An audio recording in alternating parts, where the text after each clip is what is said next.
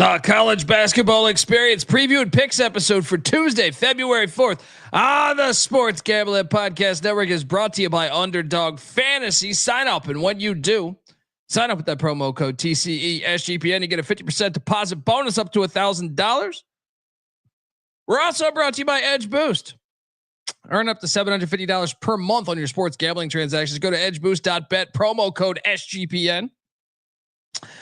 And we're also brought to you by Rhythm, the leader in data-driven picks and props. Get your free 7-day trial period today by going to sportsgamblingpodcast.com/rhythm. That's RITHMM. That's sportsgamblingpodcast.com/rhythm. And remember, as always, folks, to let it ride. Hey, what's up, you degenerate gamblers? This is Bill Burr, and you're listening to SGPN. Let it ride, baby.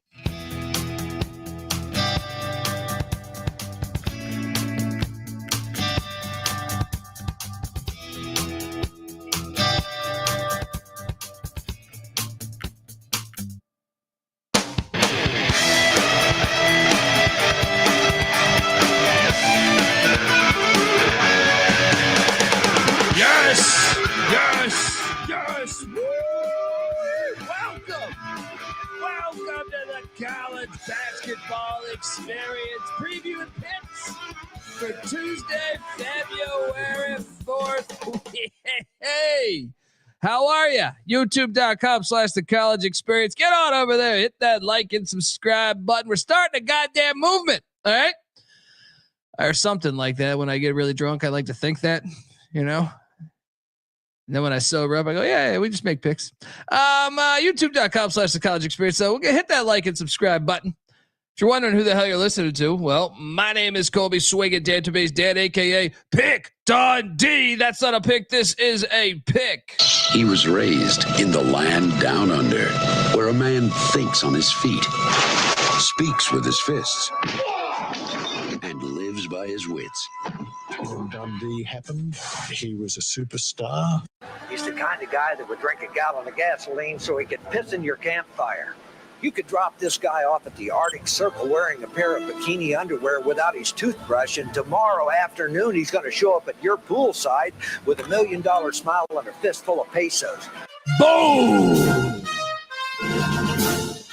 I mean, I'm feeling good. Flannel Dundee. Shout out to Chris Wright. Very dangerous. Channeling my inner Al Borland. Let's go. I mean,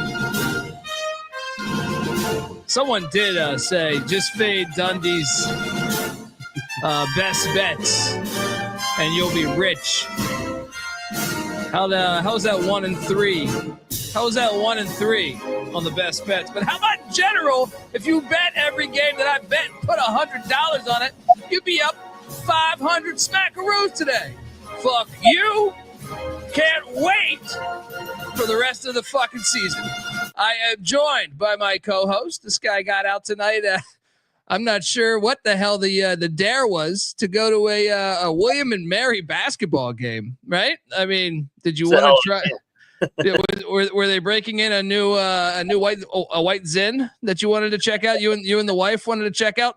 Give it up for the host of the Ryan and Rush Show and the college basketball experience pregame show every single day. Former video coordinator for Hall of Fame coach Bob Huggins and Frank Martin, Ryan McIntyre, aka Moneyline Mac. How are you, brother?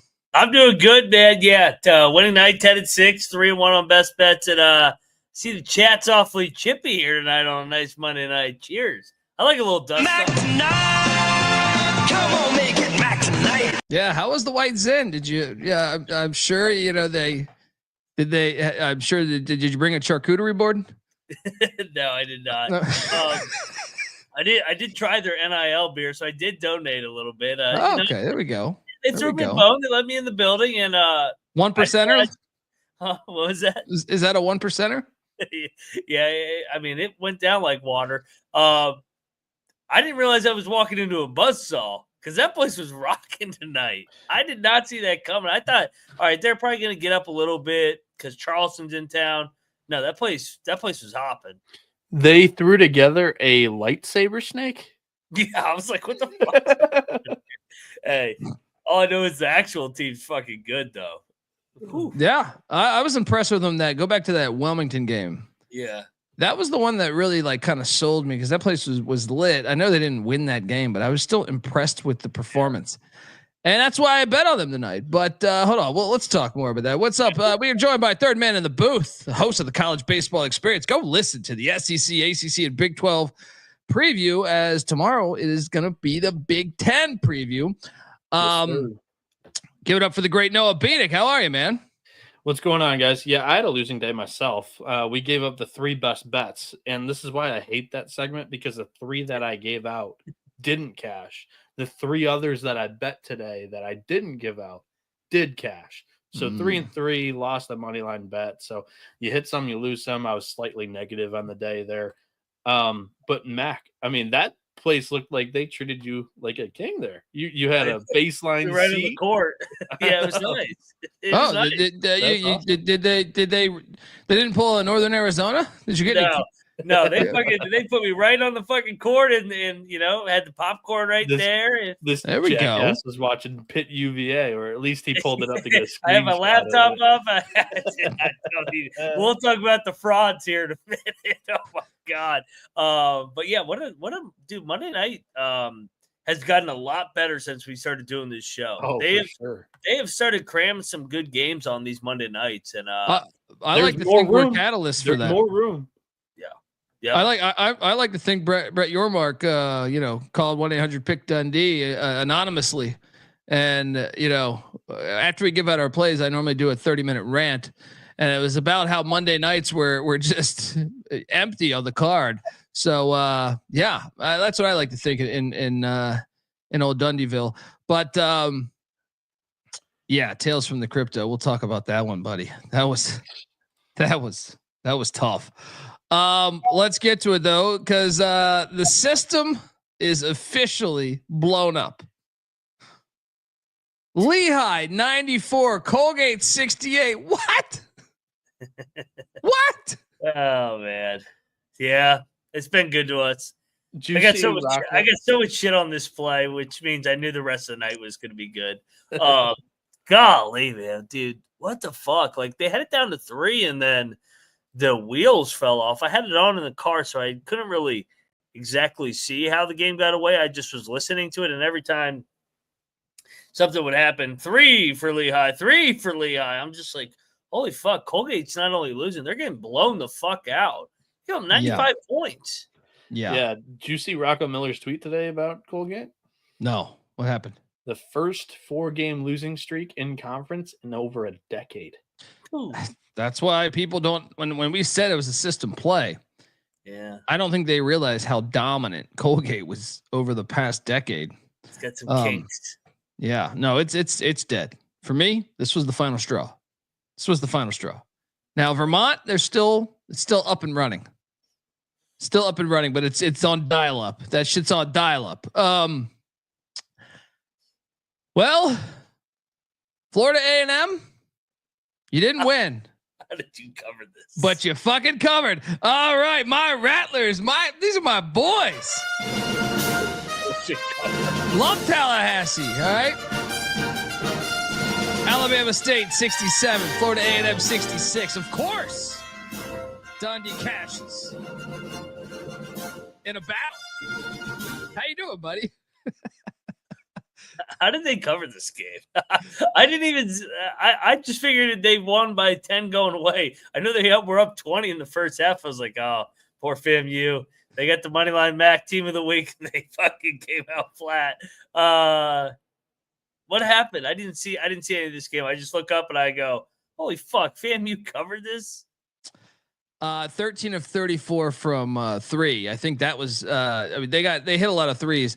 Rob Donaldson, shout out to Rob Donaldson, giving us $20. It's time to have a serious dialogue about Colby being an absolute swag genius. I tried, and you know what? I'm actually disappointed for one of the plays tonight because I went against one of my boys, and of course I ate shit. That was the one game I ate shit in. But yes, I am a swag specialist. I love the swag, and if you dial 1-800-PICK-DUNDEE, one of those rants will also be give them all that fucking back due money they are fucking owed.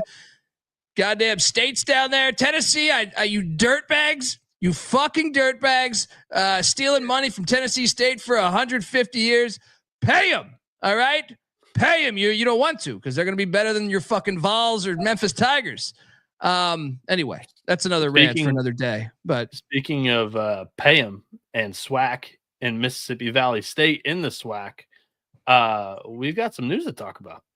I don't know if you guys saw that Purdue ESPN article that outed 3 more teams that have, they've launched investigations on. Actually, it was just 2 more. Eastern Michigan was the one that we already knew about. North Carolina A&T and Mississippi Valley State. These teams are so predictable. Now, we could have predicted this if you gave us 10 chances to guess, right? But at the same time, I legitimately think that Mississippi Valley State is really, really bad.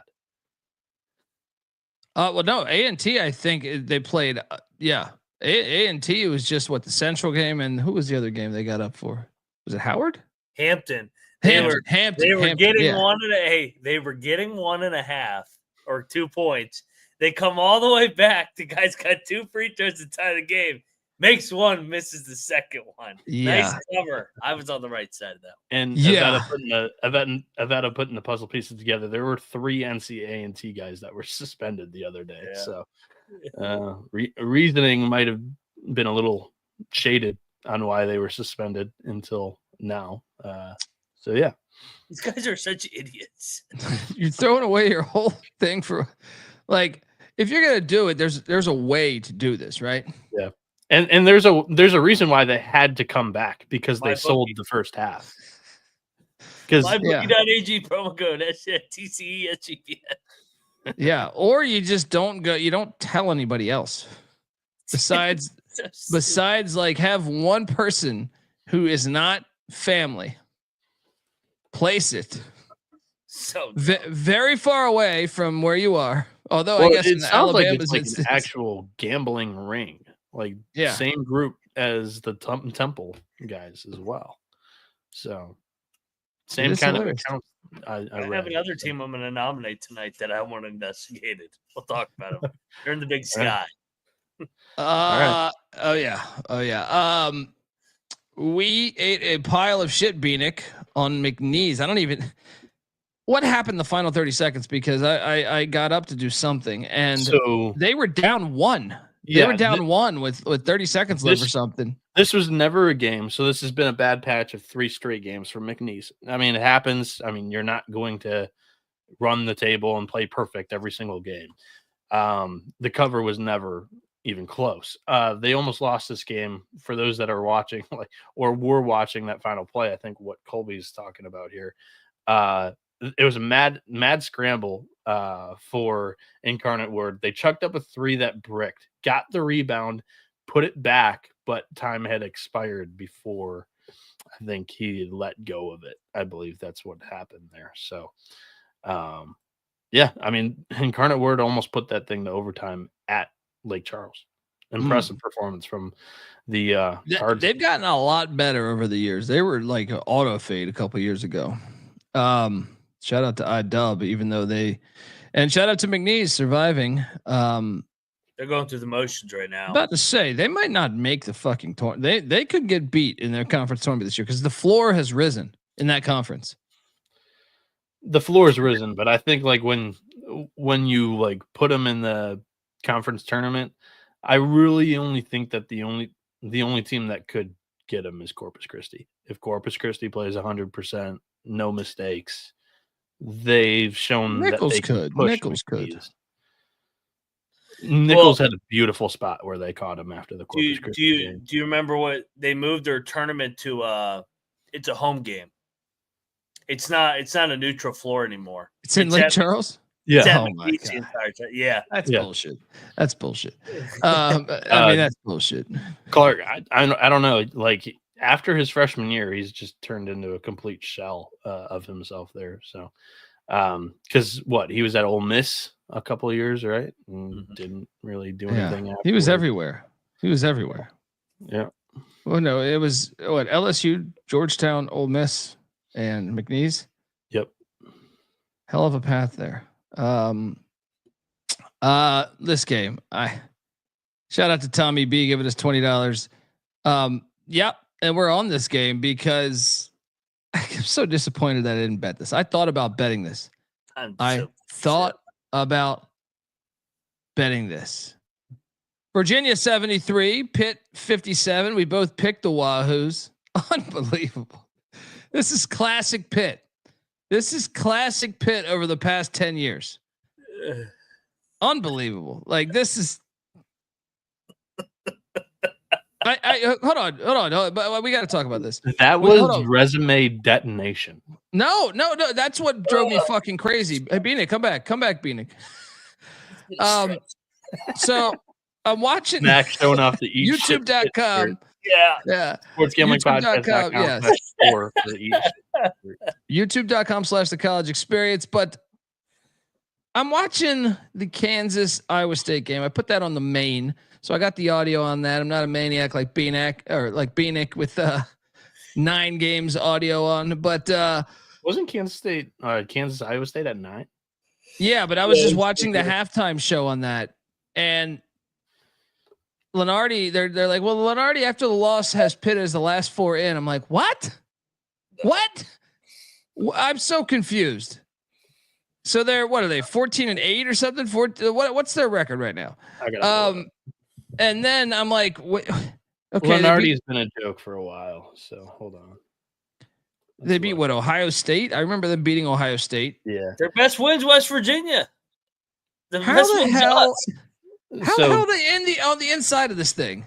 Yeah. So Pitt's 35th in the net. They're 1-6 in quad 1. I think they've got work to do. Well, they're 35 before tonight because Virginia was 150 in the net. I think they were 36 before tonight. I will never understand this. No, Virginia was like 150. I will never understand how the website I look that at their I'm resume looking and shit already has the Virginia loss graded. They're 35. How much did they drop? Did they even drop? Are you sure? Yeah, I'm looking at it right now. Virginia has been graded as a loss. Now, usually the net refreshes after the week, I believe. No, it was it's 35. I'm on the NCAA website. They're gonna tumble. They're gonna go down to like 50 after tonight. Because they didn't just lose to Virginia. They got blown out. Yeah. I just don't understand how they're in. Like when you look at the resume, you're like, what? They got 1 good win on the year? 2? Yeah, West Virginia game 2 of Darren DeVries era. Ohio State, LSU's an all right. I mean, they're bottom, but that's still a solid win. This is where I get annoyed of like last year. Remember New Mexico had to like win out in the Mountain West tournament. And you're like, they have great wins. Yeah. You're like, what's going on? Like, and you see Pitt and you're like, I know it's, hypothetical, but I'm just saying, I don't understand it. I don't understand it. Someone needs to like break it down to me. It was a really bad loss at home to a quad 3 team, but they've still, unlike most other ACC teams, they've still got 3 quad 1 games left at North Carolina, at SMU, at Louisville here to finish. SMU's a quad 1 on the road. So if you're a top 75 team and you play them on the road, that's a quad 1 game. Let me ask you this, Billy. You think they win any of those? They could win SMU. I think they could win North Carolina and SMU. Specifically, I don't know what North Carolina could do after the Duke blowout, but Pitt after this loss, maybe they get up. I have no idea. They've already beaten North Carolina once. Yeah, that was like that was like a 1 possession game though in Pittsburgh. Yeah, I would take Pitt for SMU. Yeah, I would too. SMU doesn't belong in the top 75. SMU's good at home though. Outside, SMU, got George Bush there holding up the Wu-Tang W. Let's go. Pitt, there's something wrong with Pitt's locker room. You don't get blown out by Virginia wire to wire by 20. Hey, it's easy to see a tide turn. I didn't even know Virginia could be up 20 on anybody. I was like, what the fuck? It's 30-10. Like I shit on Pitt all the time. I couldn't even see that shit coming.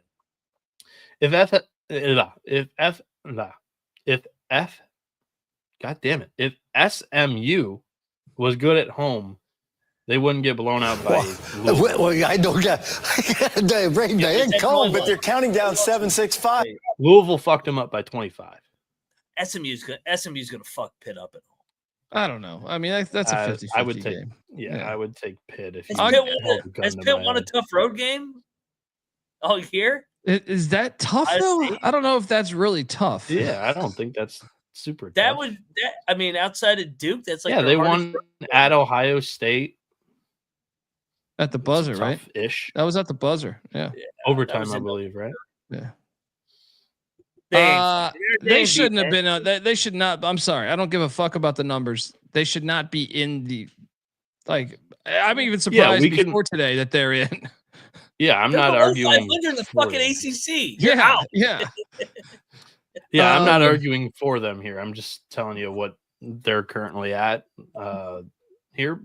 I will say we can definitely find a very solid mid-major that didn't get as many opportunities as Pitt. They're 1-6 in quad one. Like, all right, let's get somebody else who's 1-1 or 1-0. Yeah, there's plenty of those mid-majors out there that deserve a chance in the NCAA tournament. This is hilarious. I mean, we literally talk about how bad the ACC is. Pitt has a losing record in this fucking trash league. They have one good team in this league. Louisville and Clemson. I like Clemson. I like Clemson. I think there's three.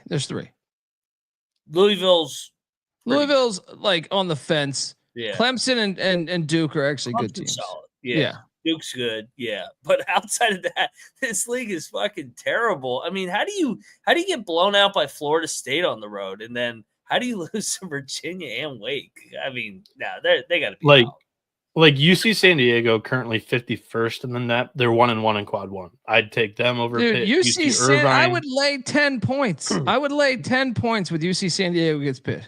Irvine's 1-1 in quad one. They're 56th. I'll take Irvine over them. Drake's 1-0 in quad These are one. not even comparable. They're not Drake's comparable. 1-0 in quad one. They're ranked 59th. I would take them into the tournament over Pitt. You know, like Miami's going to beat Pitt. Watch. I mean, UC San Diego won at Utah State. That's better than anything on Pitt's resume. Yeah. Their big win is at Ohio State and then West Virginia in the brawl, game 2 or 3 of the DeVries era, where they just fucking boat raced us because we weren't ready to play. Real quick, chat. Where are all those Pitt fans? I don't see any crickets. Yep, they're back in hibernation. Yep. We'll see you next year. Well, apparently not. Apparently they're still in. Lenardi's like, no, they're the last 4 in now. What? I won't allow it. I'm making a stand. I'm gonna tweet at Lenardi right now. The fucking jackass. Last 4 in? Fucking little fuck. Yeah. It's so rigged for the power conferences. Yeah. I almost spit up my fucking coffee watching that halftime show. The power conference teams have more opportunities to prove that they're not worthy than the mid-major teams have opportunities to prove. Anybody who watches UC Irvine, UC San Diego, Drake, and watches Pitt, you cannot tell me that Pitt is the same caliber of team. You can't. You cannot tell me that. If you watch them night in, night out, it's just not accurate. The system sucks.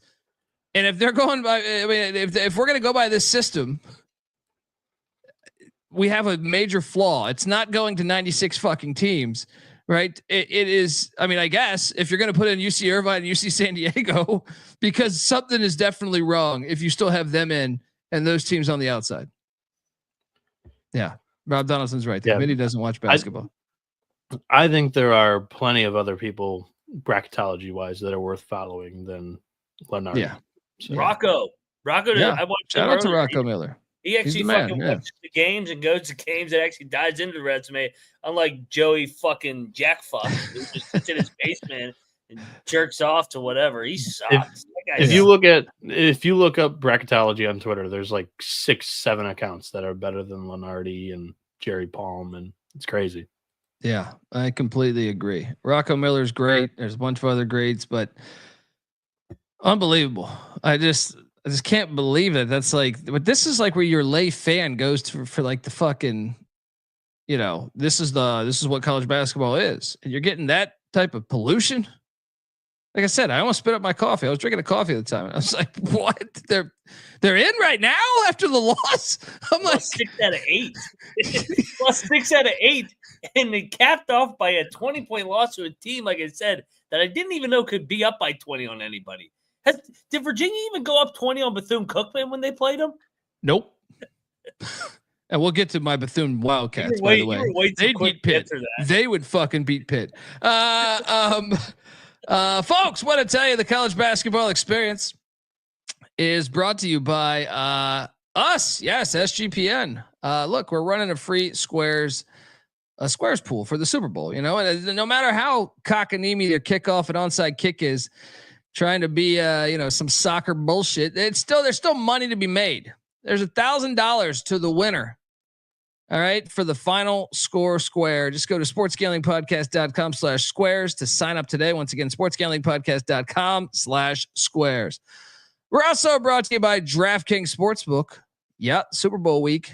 Get in on the action of DraftKings Sportsbook, an official sports betting partner of Super Bowl 59. Scoring touchdowns is key to hoisting the Vince Lombardi Trophy. And you have a shot to score big by betting on them at DraftKings Sportsbook, the #1 place to bet touchdowns. New DraftKings customers can bet $5 and get $200 in bonus bets instantly. So what are you doing? Download the DraftKings Sportsbook app. Use that promo code SGP. Once again, that's code SGP for new customers to get $200 in bonus bets instantly when you bet just $5 only on DraftKings Sportsbook. The crown is yours. Gambling problem, call 1-800-GAMBLER. In New York, call 877-8-HOPE-NY or text HOPE-NY. In Connecticut, help's available for problem gambling. Call 888-789-7777 or visit ccpg.org. Please play responsibly. On behalf of Boot Hill Casino and Resort in Kansas, 21 age plus and eligibility varies by jurisdiction. Void in Ontario, new customers only. Bonus bets expire 168 hours after issuance. For additional terms of responsible gaming resources, see dkng.co/audio. We're also brought to you by Rhythm. SGPN's proud partner Rhythm is the #1 AI-powered sports betting platform that helps provide bettors of all levels the ability to build custom predictive betting models in seconds. Look, you can copy one of the top-performing models from the leaderboard. I do believe you'll probably make cash. But you could also build your own, like old Pick Dundee here, and then it'll adjust around what you like. They got NFL picks, props for NFL. They got college hoops. They got NBA. They got it all. Claim your free 7-day trial period today by going to sportsgamblingpodcast.com/rhythm. That's RITHMM. That's sportsgamblingpodcast.com/rhythm. All right. Shout out to I do think ECU would beat Pitt. Bring it on. Bring it on.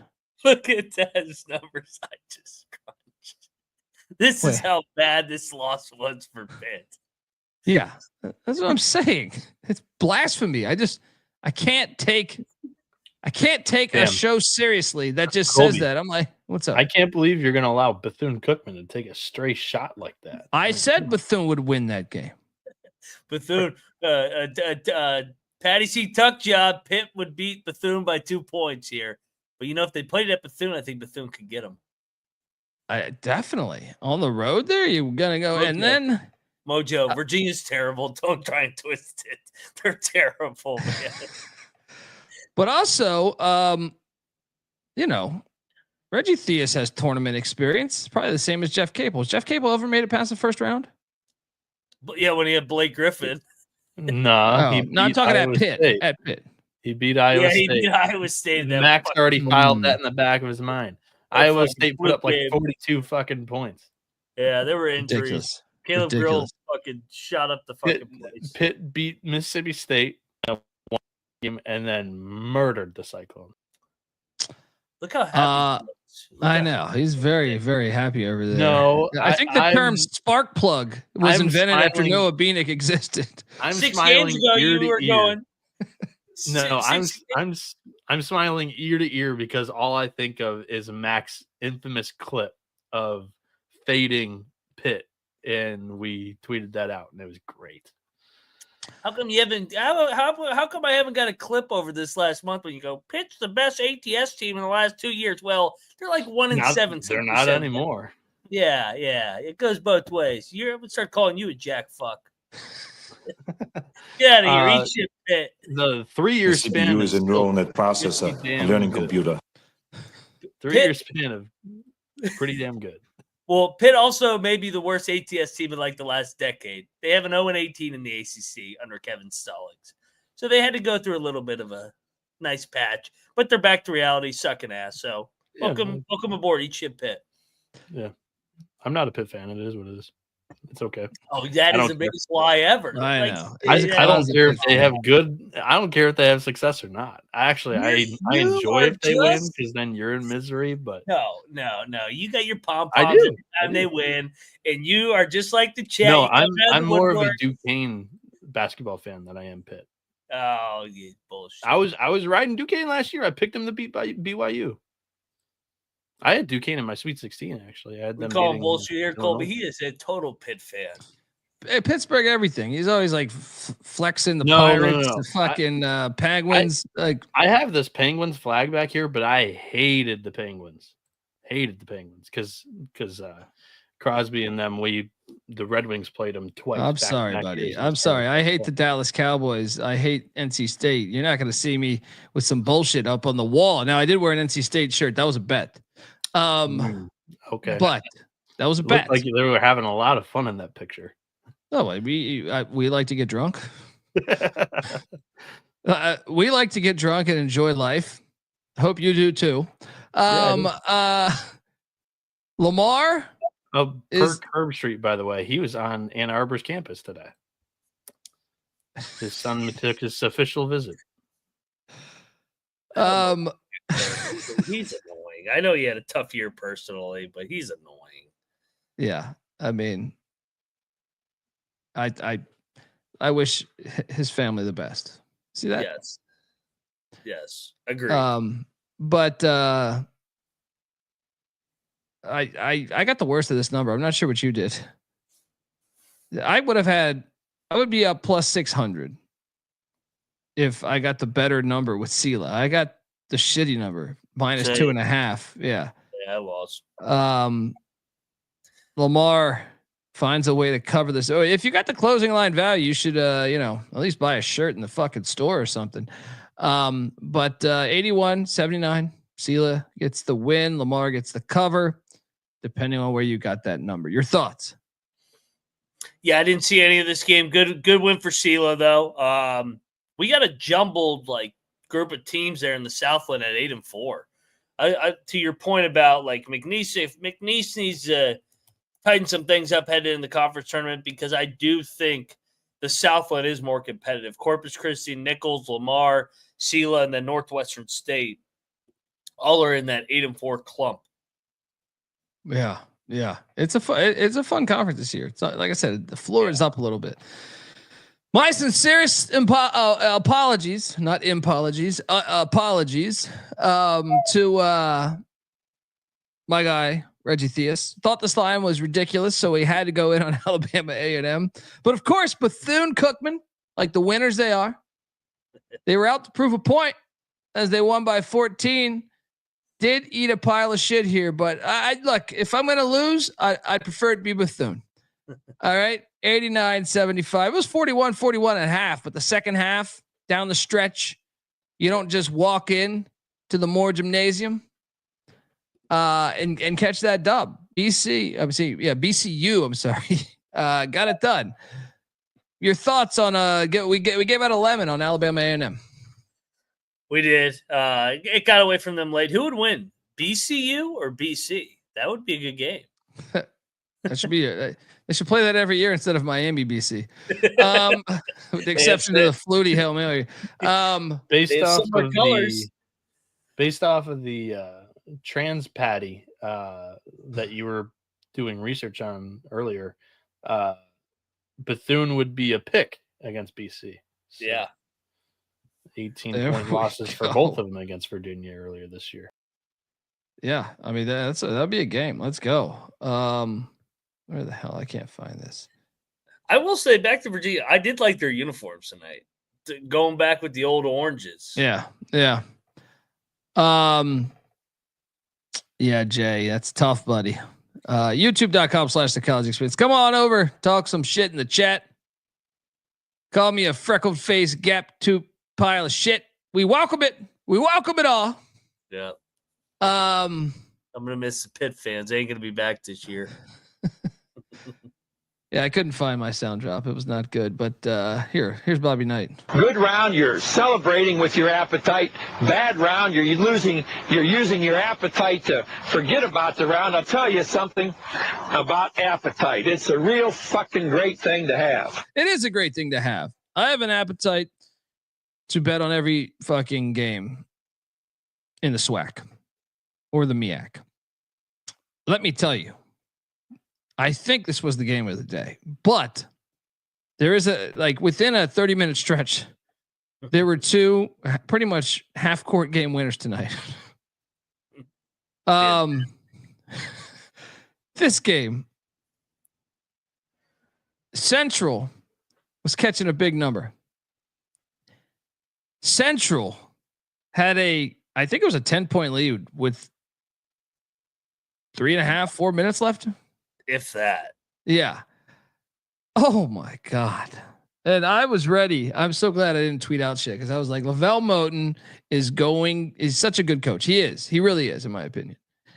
But this one, Lavelle, I think over the summer, Lavelle is going to be sitting there over a cocktail thinking about, God damn, how did we lose this game? Yeah. Norfolk State made a half court three and he got fouled too. So, potential 4-point play at the buzzer. Unbelievable. And they stormed the court, I believe. Yeah, that place is kind of lit. I love that. I like this game. I watched this whole game and I like this as like I hope both programs continue to shine. I know that Central's having a down year, but still I can trust that Moten's team is still like a solid team. Even in a down year, like they're 10-12. I get it. They're not great this year, but man, this game delivered, man. Best game of the day, I think. Yeah. I mean, Lavelle had his guys ready to rock and roll.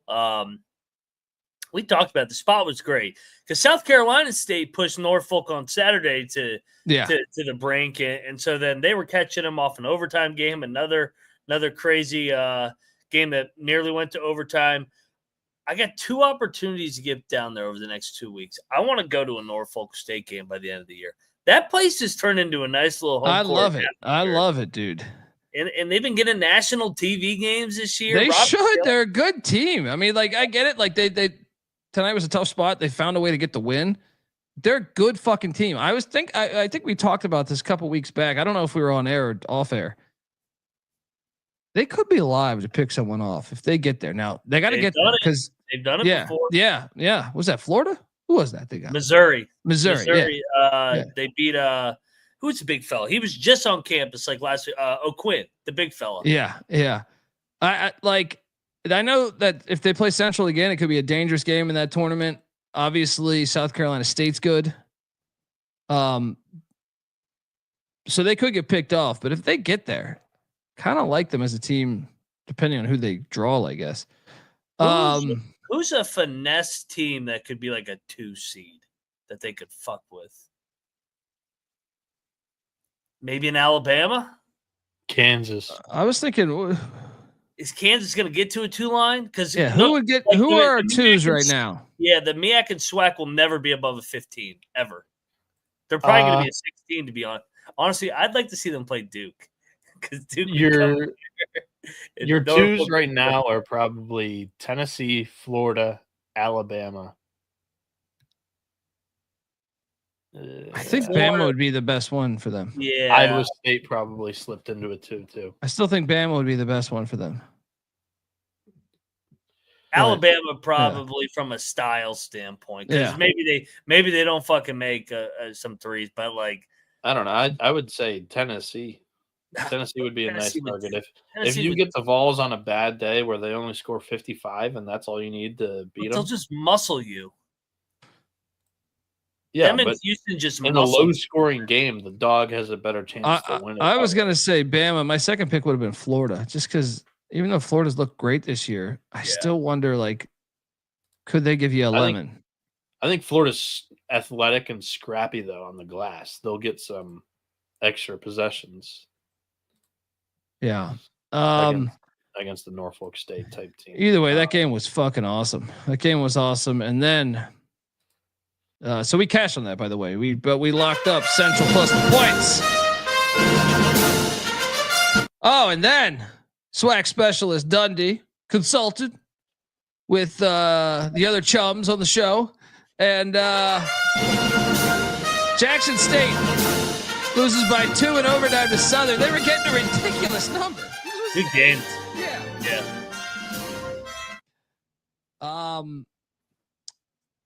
And then I stayed away from this, but you picked this correctly. I did not. Delaware State wins by 2. I think they were laying 3.5 on the show last night. I laid it. You got the cover there. You didn't bet that, did you? What game was that? Morgan State, Delaware State. No, I should have. Houston Christian Nichols. Oh my God. How the fuck did Houston Christian not cover? Now, to be fair, I pushed on this, so I can't be too mad because I pulled this out of my ass. But this beat, how did they not win outright? They were up majority of the game. Up 10 with 12 to go. Yeah. They led by as many as 11. Yeah. The Nazis are underrated. Nazis are good. That's why I think they are a team that could clip McNeese in the conference champion. Or I don't know if it's in Lake Charles, probably not. But if it was neutral, yeah, unbelievable. Mac, is it one of those that like the destination's like locked in for the entire tournament, or is it like the highest seed hosts? I can't remember. I think it's the highest seed host because the whole thing was at McNeese last year. That's what I was saying. Like, is it locked in? Yeah. Well, McNeese has the double bye. Yeah. I think it's all they had to do was win 2 games last year. So that automatically it's just at the 1 seed site. Gotcha. Yeah. Yeah. That game was tough though. And is he a Pitt grad? The chat mentioning this? No, he went to St. Joe's, I think. Yeah, you're right. He did go to St. Joe's. He's annoying as fuck. He's a troll. Next up, we nailed this one. Double lock on Northwestern State as they drilled the Mexicans by 16. It's a free show, guys. Yeah. Nailed that. Mexicans are a hard team to figure out. Yeah, they are. They are. Corpus Christi took down the Chinese food restaurant by 12. Bieniek, you bet this, right? Yes, sir. There you go. You cashed on the rivalry game. There you go. Made a rivalry game. Where they hate each other. Isaac Williams had a big game for the Islanders. I don't know of too many rivalry games where they only play each other once in a regular season with 18 games or 20 games, and there's 12 we've teams in the talked about conference. this. There's a lot of them out there. A lot of them out there. Believe it or not, the only one that I could think of off the top of my head is I don't think Duke and NC State play twice this year, but there's 18 fucking teams in that league. There's a lot like that. There's a lot. By the way, I heard Corey Alexander trying to justify the ACC in the strength. He goes, how is everybody saying this is the worst ACC yet? We're getting 5 teams and we got 5 last year. I go, well, dude, you added 3 teams in the offseason. That's worse if you have the same amount as you had last year. I love Corey Alexander too because he was a baller, but he was trying to defend the ACC's honor. I was like, good God, Corey, somebody take the mic from him. Welcome to mathematics. Good God. Yeah. Forgot about that. Well, I don't blame him because all this constant turnover, you probably just forget. Yeah. It still doesn't feel like Cal and Stanford are in the ACC to me. Yeah. So yeah, that's SMU. Yeah, the SMU Rob, isn't even on the radar at all. But Rob, I'm talking conference rivals. Yes, I know the backyard brawl and the Cy-Hawk rivalry games only get played once a year, but they're not in the same conference. So they're not going to play each other twice. Yeah, Pitt ran from us. They ran to the fucking ACC. It happens in the SEC too, dude. Happens Happens. It happens more than you think. The rivalries in basketball aren't at the same level as the football in the SEC. There's some in the SEC football where you got to protect those. In basketball, it's like, all right, if I don't get that twice a year, it ain't the end of the world. Okay, we need to talk about this next game because we lost. I thought we were going to steal this game. We were laying 4.5 with Stephen F. Austin. This is the only other game you could argue for best game of the night. This game, I watched this, dude. This is a ridiculous game. This is horrible teams, great game. This was a ridiculous game. There was like 6 people at this game at the Lakefront Arena. But I mean, this game, I can you pull up game script? I want to say New Orleans had an 11 or 12 point lead with 2 minutes left. I cannot believe they got it to overtime. 72-61 New Orleans, 2:09 remaining. Stephen F. Austin had a 0.9% chance to win. Dude, and then covered in overtime. Did you see how they covered? Well, full court. Oh, they didn't cover. I'm sorry. How they won. Yeah. They fucking made that fucked up. It's like a 70-foot banked in 3 to win the game. Unfucking believable. I thought it was gonna go to double OT, and I loved our chances because our momentum. I was like, we're gonna hit this. No, dude drills like a 65, 70 footer, whatever it was. Unbelievable. I mean, Stephen F. Austin's bad though. The fact that they were down 11 to New Orleans with what, a minute or 2 left is ridiculous. So we ate shit there. We ate shit there, but we bounced back with a strong performance from our Bulldogs of South Carolina State. Double lock, 89-66 after catching Howard off the rivalry game. It's all about the spot, and South Carolina State's a better team. Your thoughts on this one? This may be like the most under the radar, most impressive win of the night. To go into Howard and win by 23, I mean, my guy Eric Martin's doing a fucking hell of a job. They could clip Norfolk. They could. Oh, 100%. Yeah. They got it. He talked about it when we had him on the show. He got 8 guys back from his team last year. They're old. They play hard, and man, I hope they can get it done, and then he can get the Cincinnati job once Wes Miller goes. There you go. We also double locked Bill and Mary, 90-75. First time I made money on William and Mary basketball in like 10 years. I feel like. You were at the game, so I'll let you speak on why they dominated this game. Not a fluke at all. I mean, they made 14 threes. That does help, but just their style, I thought, wore down Charleston. I mean, Berjevic, I mean, he's a stud. If he gets the ball on the block, it's going in, especially if he gets his left hand. He had 20 and 7, but with the way William and Mary pressed them the entire game, Charleston's guards had no legs in the second half, and neither did Berjevic as well. So Bill and Mary's not a fucking fluke. I mean, this is like it's weird watching them be this good already under Dan Earl or Brian Earl in year one. He brought over that chaotic style from Ivy. Yeah. I didn't think that he would be able to bring that over to William and Mary in year one, but they play 9-10 guys and they get after you, man. They 8-2 in the CAA and 1 game back at Towson. Coach of the year in that league for sure. Yeah. Then we stayed away from this game, but you picked it correctly. They might be game ball worthy. Coppin State. Okay, heads over to where the hell was this again? Princess Anne, Maryland.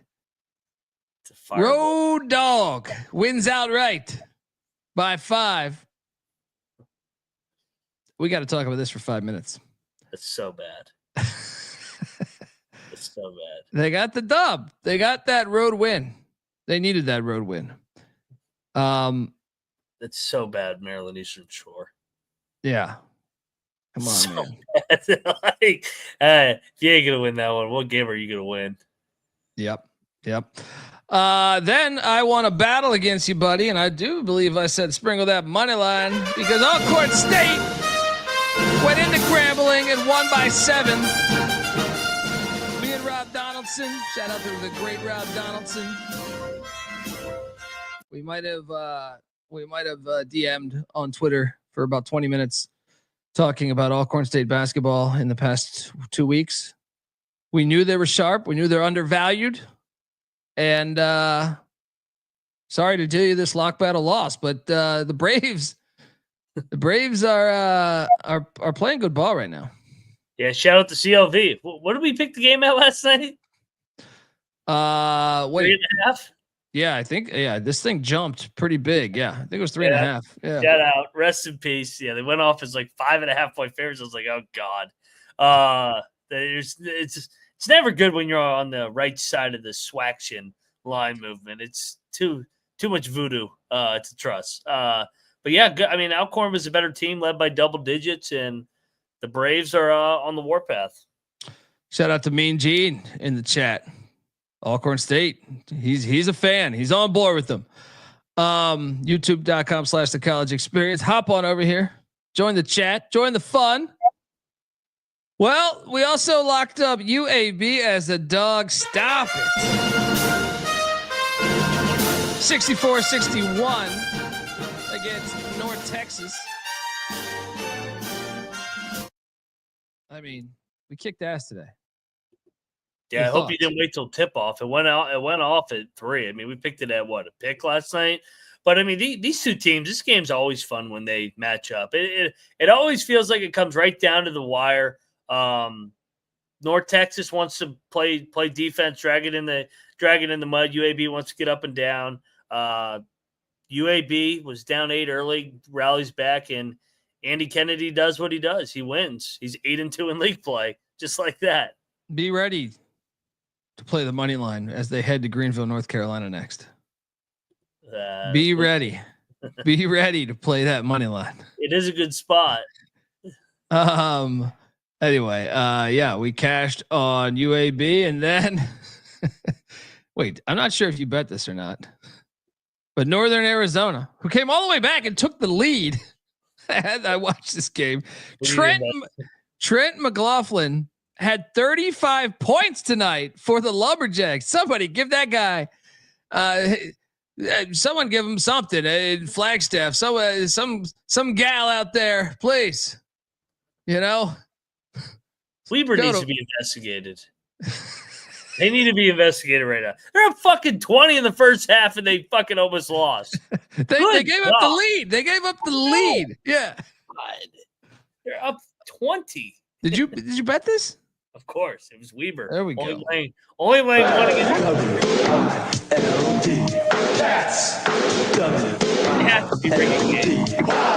There's no way you can blow a 20-point lead to Northern Arizona.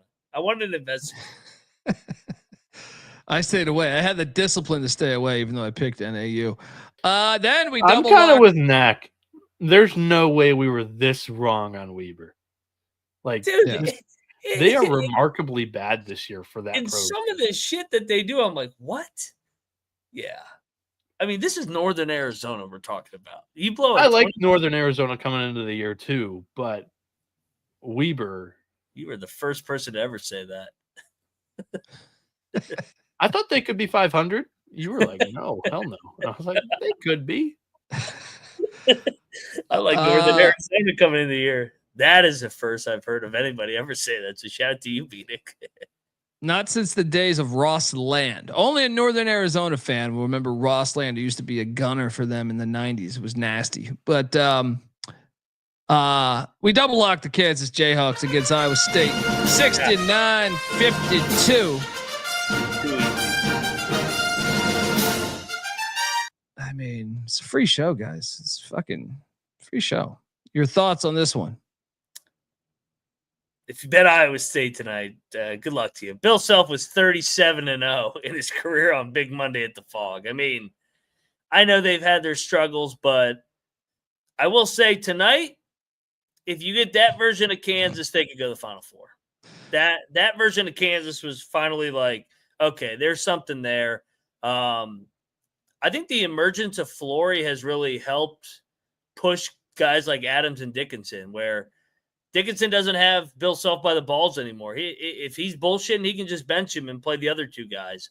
And I mean, Kansas defensively has been pretty good outside of that weird second half against Baylor where they gave up like 70 points. So Kansas is slowly getting better. Their schedule is super soft here, and I think they're about to go on a run and get back in the race.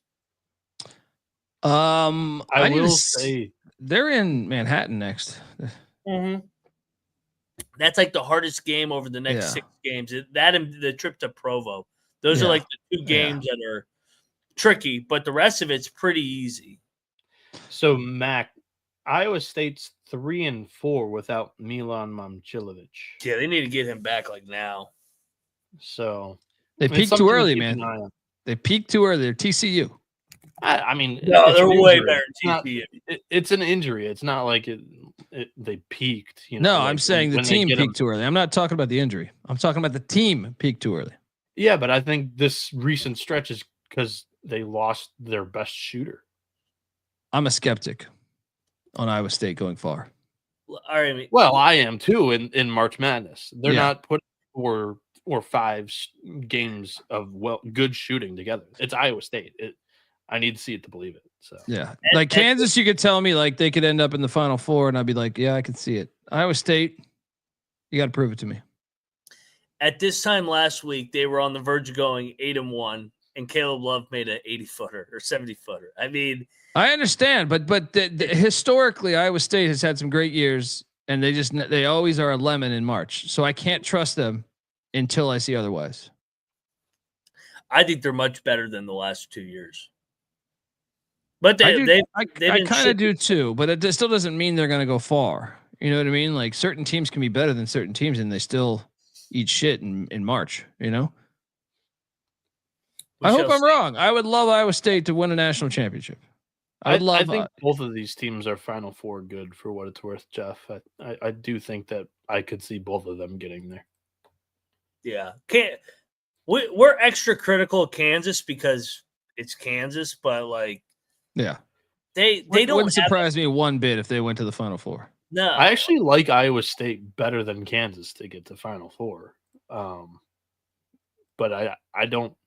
I wouldn't be picking either one of these teams to get to the Final Four. But I wouldn't be surprised if either one of them do it. I would be surprised if Iowa State went to the Final Four. Just because historically this program always eats shit. You know what I mean? Like I want to be right. I would love to be wrong about this. They just have to prove it to me.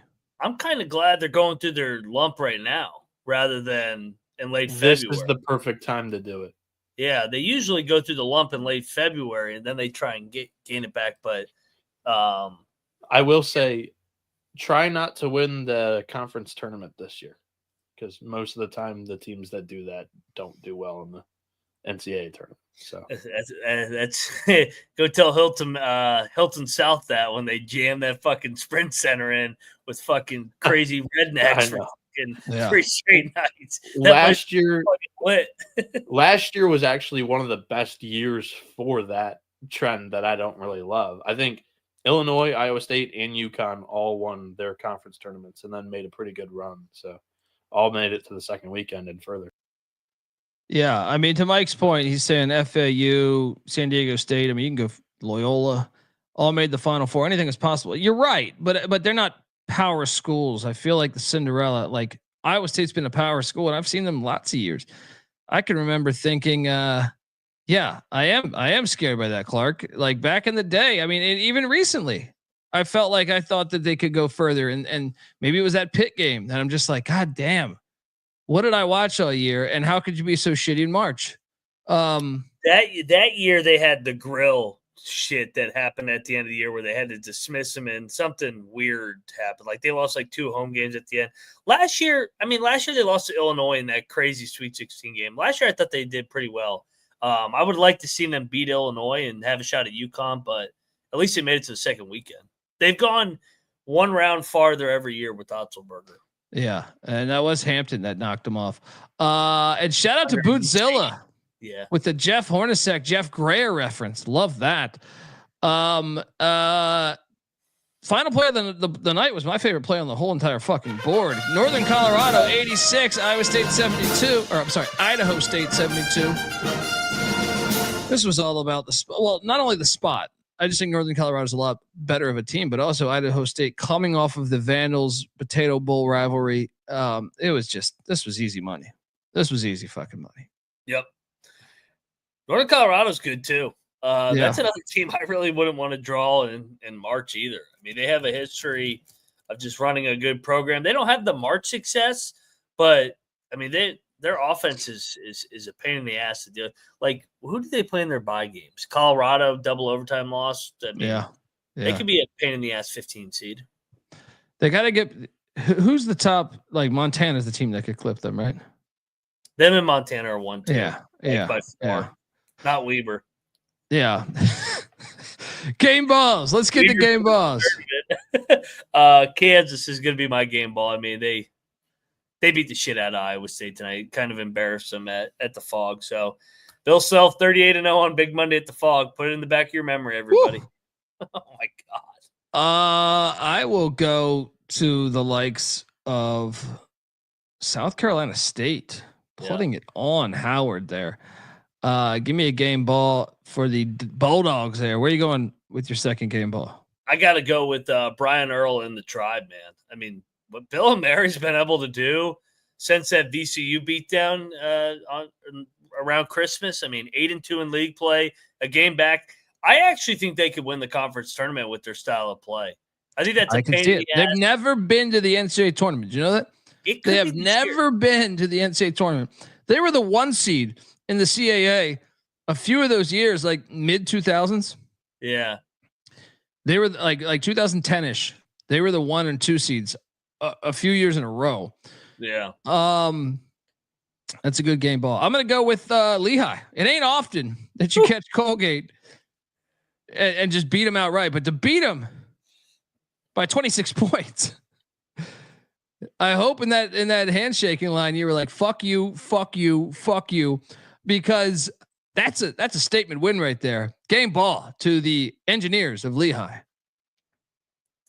Where you going next? All right, the chat's saying I should give it out. I don't even know if it's a quality win anymore. Virginia, well done, well done. Like, give me a good laugh. That was terrific. Good for Sanchez. I mean, he's probably not going to get the job after the year. But hey, at least those guys have not quit on him. Way to go beat the shit out of those frauds tonight. Let's go. Yeah, good game ball there. And then someone's got to do it. Coppin State won a road game. Come on, Coppin State. I want to see you back to the Larry Stewart. I know Larry Stewart's your guy now, but I'm just saying back to the time where they were actually a decent team and would have winning seasons. Coppin State goes on the road, in-state battle. Give me a game ball for these Eagles. Probably the only time that's going to happen this year. Folks, want to tell you, the college basketball experience is brought to you by Edge Boost. Yes, SGPN's partnered up with Edge Boost, the premier Visa debit card for bettors. An Edge Boost card allows you to avoid the hassle of having your card denied at the sportsbook, DFS site, sweepstakes site, racetrack, casino. I mean, how many times you walk in the track with your uncle? No, Tommy, not this fucking day. You get out. I'll call the people. You will get arrested. Right? You can avoid that. All right. Plus, you can earn up to $750 per month in cashback rewards for using your Edge Boost card. And your money is safe as the card is FDIC insured. The best part is no credit checks. They're not going to know that you haven't made a payment in 6 years, and you're ducking the feds. It's completely free. So what are you doing? Sign up today. Use the promo code SGPN. You can you'll get better cashback rewards and instant tier 2 status. I mean, I'm still working on that. Northern Arizona didn't give me instant tier 2 status. Matt got instant tier 2 status at Bill and Mary today, but that's edgeboost.bet promo code SGPN. That's edgeboost.bet promo code SGPN. We're also brought to you by Underdog Fantasy. Yes, the Super Bowl is this Sunday, and Underdog, you better believe they have you covered. New customers get a Travis Kelce free pick if they sign up before the game. Plus, Underdog's site-wide no sweat entry token is now live. You can cash in on your Underdog entry or get bonus credit in return. So what are you doing? Jump over there, sign up. And when you do, sign up with the promo code TCESGPN to claim your special pick plus first time deposit offer up to $1,000 in bonus cash. Yes, they do have college basketball. Yes, we do cover it. Cannabis Capper is always writing great articles regarding that. So check out our website, and you can find an edge in college hoops you can't find elsewhere. UnderdogFantasy.com, promo code TCESGPN. All right. We are back. And here we go. Are we starting off with a banger? You know, the more swag games you have on the card, the better the card is. Texas Southern is heading to Pine Bluff, Arkansas, where Bieniek, Dr. Bradley is apparently out with the transfer portal. What in the fuck is going on here? They should be investigated. Last time I saw, he was out for the portal. He played and scored 29 points. Now he's back out again. He was like, man, we lost to Valley State. I'm going back to the fucking portal. What's going on here? You kind of need to know the information of a guy that scores 29 points in a game, if he's going to play or not. Texas Southern, last time they played, they only won by 7. You're getting 9.5. I'll take playing in the portal. It fucking drives me crazy, man. It drives me crazy. Yeah, he has played 8 games in a row here, but I would count on him playing. But he's in the portal. I don't know. I think a loss to Mississippi Valley State has you officially enter the fucking portal. Hey, Colby, I actually have a question here, and I'm putting puzzle pieces together. When did he enter the portal? Because what if he came in for the second semester? No, it says like the injury report say. What do you mean? I'm confused. What do you mean? Because he's only played for Pine Bluff after January 4th. January 4th was his first game. So he came in through the transfer portal. What a name. Dr. Bradley. Great name. Great fucking name. Because he's played 8 straight games. Dr. J over here, Dr. B. And all of them are in conference. No, he's leaving Pine Bluff, Bieniek. He's transferring away from that. So then why didn't he play from November to December? This is Pine Bluff. It's fucking investigation. He's only playing conference games right now. That's what I'm saying. These all need to be investigated. They all need to be investigated. This is like fucking AAU. Oh yeah, you can play with us this weekend on the circuit. Come on. I don't know. This has not really been on my radar. So, Rob says he was hurt, so that could be. But he hit the portal. I saw this. I saw this on social media a while back. Oh, you just this kid started his career at Fullerton, then skipped a year, played for New Mexico State, then skipped a year and played for Pine Bluff. This guy's like a red flag all over. Yeah, I don't know, but he scored 29 points. Matt Schwade says he was ineligible in the first half of the year due to the New Mexico State investigation. That I can believe. In other words, he's a red flag. That's a big red flag. This guy is hilarious because I googled him, and like one of the first things I see is the nicholsworth.com saying Nichols University, Dr. Bradley is no longer a member of this basketball team. How many fucking schools this guy been at? Him and Musa Cisse are cousins. He can ball. This guy's worse than Musa Cisse. He's part of a murder investigation too. Yeah. Now he's ended the one last ride at APB while being in the portal. Shout out to Dr. Bradley. Holy shit, dude! He scored. I mean, he can ball. He can ball, dude. Yeah, look, so I'm reading this from right here. January 7th. Bradley is averaging 32.5 points a game, 7.5 boards, 3.5 assists while shooting for 65% from the field. He hit the portal, leaving Pine Bluff. Does this make any sense to you? What does this mean? Do you want to know this kid's career record on college basketball teams in D1? Well, hey, he was a part of Nicholls State and Northern Illinois. I forgot he made a stop in Northern Illinois too. Dude, that's 5 schools in 4 years. It's unbelievable. Dude, he's nasty though. He's averaging 32 points a game. This guy is 18-43 on D1 teams in his career. He played for a Fullerton team that went 6-10 during the COVID 2021 season where they didn't really play many games. I don't know why. 2023, New Mexico State, they went 9-15 and had a murder. They cut their season short. And then Pine Bluff is 3-18. Forget his record. What about his criminal record? Zoom in, hold control, and zoom in with your scroll. Because we can't read that. Now you're giving me a hard time here. Well, it's so small font. Okay. I'm just saying that's him hitting the portal on January. When is this again? This was January 7th, 2025. He announced he was leaving Pine Bluff. Just casually 4 weeks ago. He announced it January 27th. No, January 7th. No. 7th. Yeah. So he played one game and said, fuck this.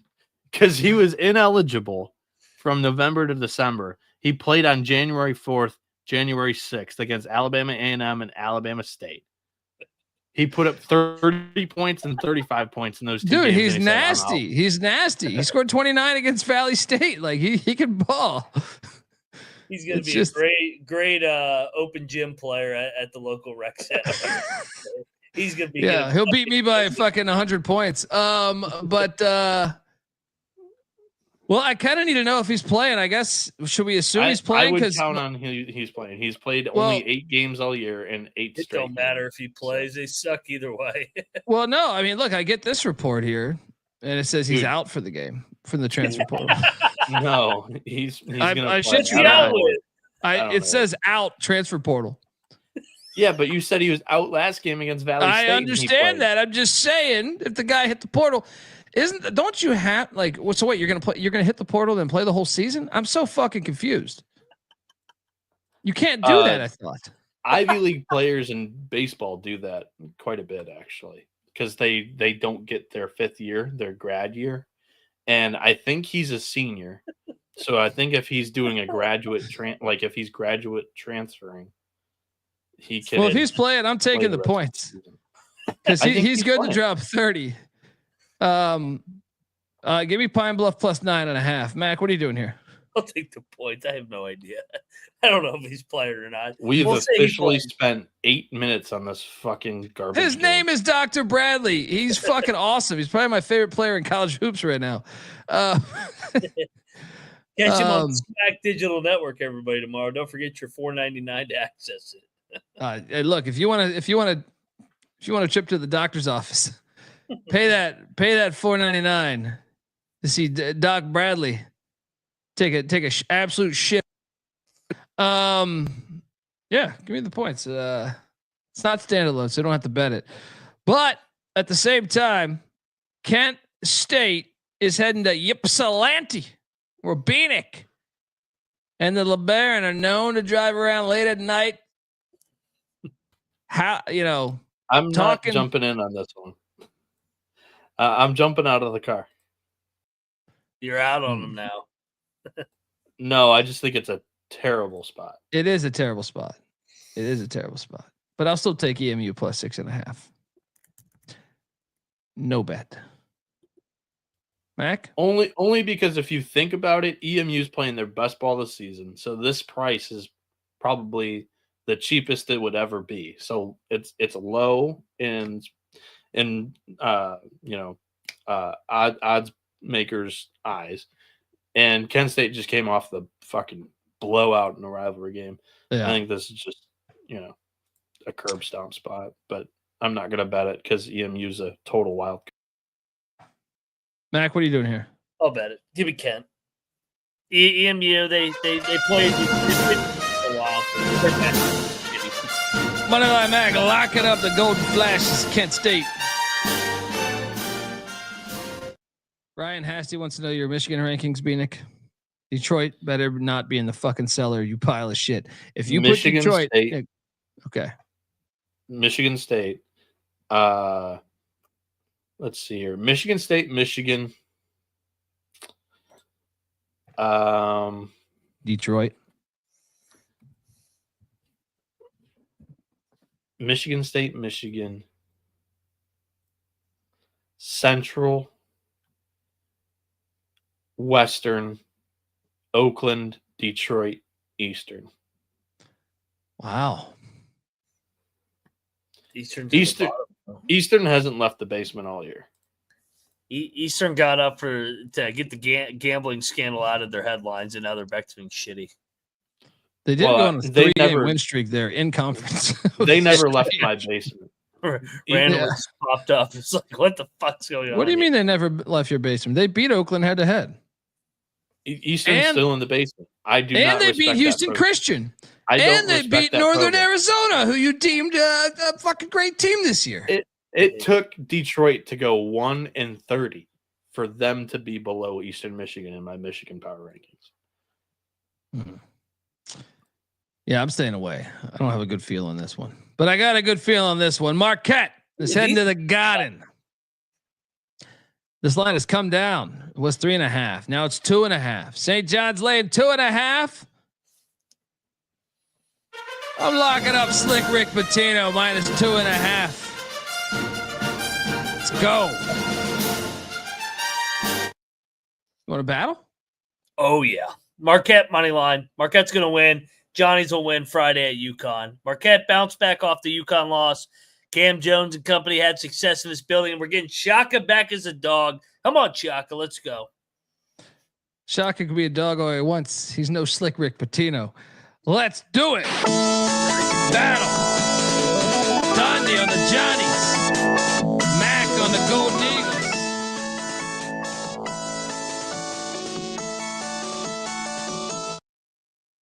All right, next up, Ball State is heading to the Zipper. Take on Akron. Kills everybody. I mean, is this a great spot for Ball State or what? It is. I mean, you're getting them off a blowout win on the road. Ball State is the side, but isn't Ball State always behind the zipper? If you think of your pants, right? I do like that. They're 4-5 on the road. I think we should bet Ball State here. Bieniek's balls behind the zipper foot soldier. Akron's won 9 straight, man. 9 fucking straight. I'm betting Ball State. All right, you talk me into it. I like the spot. Double lock. I know Akron's 10-0 at home.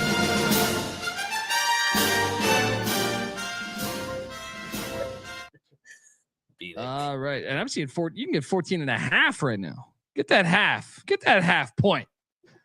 Next up, Northern Illinois is in Bowling Green, Ohio. BG's laying 6. I mean, I think we should lay the 6. I think we should too, but Bowling Green has let us down so many times. This is the one. This is the one. I'll lay it, no bet. I'm gonna bet this. I'm laying the 6. I'm laying the 6 with BG. Go listen to the Bee Gees. You know,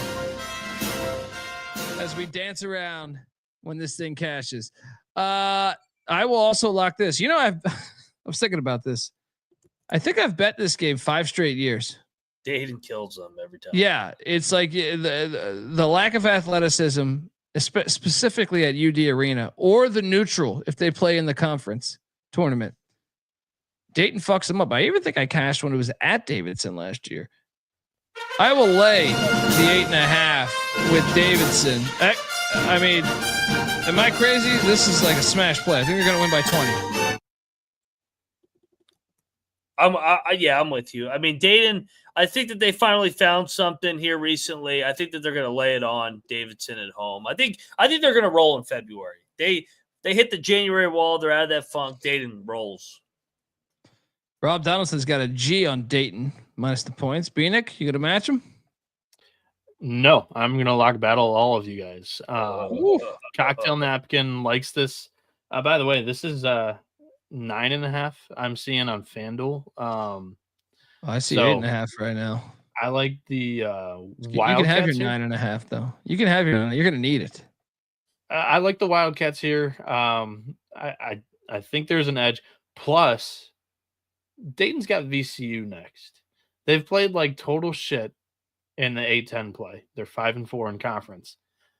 To salvage a potential at-large resume, they need a VCU win. So I think they've circled that game. So I think this is a 2-possession game here. Locking it up. All right, we got a battle. Dundee, Mac on the Flyers, Bieniek on the Cats.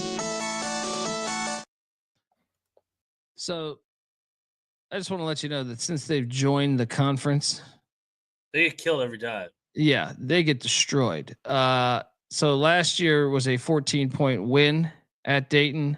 The year before that, I mean, they haven't lost. They haven't lost to Davidson since father was coach. I'm there. not calling for money. I'm just saying, majorities are double digit. I mean, there was a 9 in 2020. The Staples are gonna get ran out of here. That was in Davidson though. In Dayton, they get fucked up in Dayton, dude. Dayton's gonna win. Dayton's gonna win out. Dayton's gonna start rolling here. They're too good to be what they were in January. Some of these teams, I'm like, how are you losing games? I'll chalk it up to the January wall. I think Dayton's gonna start humming here. Shout out to Mike. UD Arena, one of the GOAT arenas. I co-sign this, Mike. Great basketball environment. Shout out to the Juice as well. Next up, I'm going to keep the lock train going. Kentucky is heading into Oxford, Mississippi. Ole Miss is laying 4. I am laying the 4 with Ole Miss. I think they're going to win by 9 or 10. What are you doing here? Yep, I'm fading Kentucky again. That one loss becomes 2 here. Ole Miss needs this game too. It's both teams coming off losses. Ole Miss needs it more. They've lost like 4 of 5 or 5 of 6. I forget. I was looking it up earlier. And this third straight home game. I think they got this one circled. They better athletes in my opinion. I think they wear them down. Let's go, Ole Miss. Double lock on these Rebs.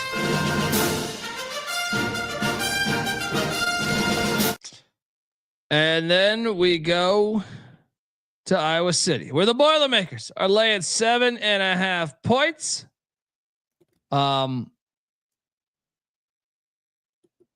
Owen Freeman is out for the year for the Hawkeyes.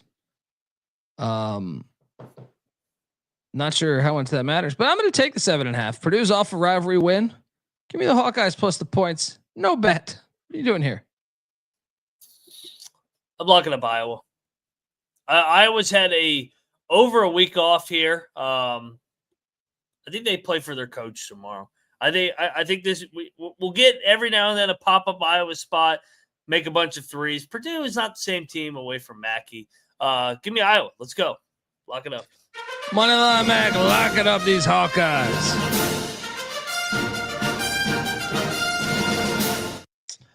Next, we stay in the Big Ten, and we're going to State College, where the Gophers are catching 8. I see it at 7.5 right now.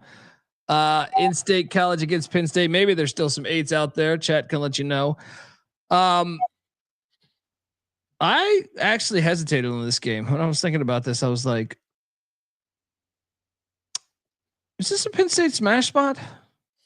Shit, we've been saying that for a couple weeks now. I'm on Minnesota.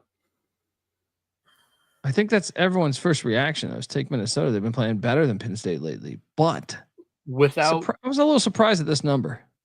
Without Puff Johnson, Penn State's 1-4 straight up.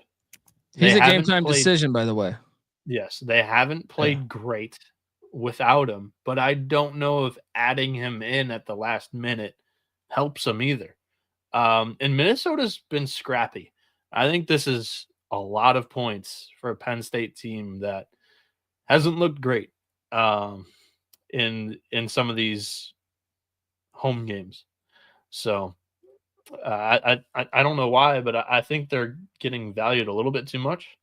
Cocktail Napkins got this at 4.5. So. Yeah, but that's part of why I like Penn State. I don't think the number should be 7.5 or 8. That's what I'm saying. It's almost like the game we were talking about yesterday, where it was like the line doesn't make any fucking sense. There's different ways of looking at that and then handling it and betting it. I see it and I'm like, oh, I like it. I'm gonna jump in on the side that I think. Yeah, I'll take Penn State. No bet. Mac, what are you doing here? I'll battle you, Bieniek. I think we were all on Penn State against Ohio State. I think it's a game after the game situation. I think Penn State's had 5 days off here. Make some shots here tomorrow night. I love this from Matt Gielander. Minnesota is horrible. A lot of people think that, and that's why I think Minnesota or Penn State is this high. Odds makers don't want to have 75% of the money, ideally, on one team here. They want to be around 50-50. So, yeah. We got a battle. Bieniek on the Gophers. Mac on the Nittany Lions.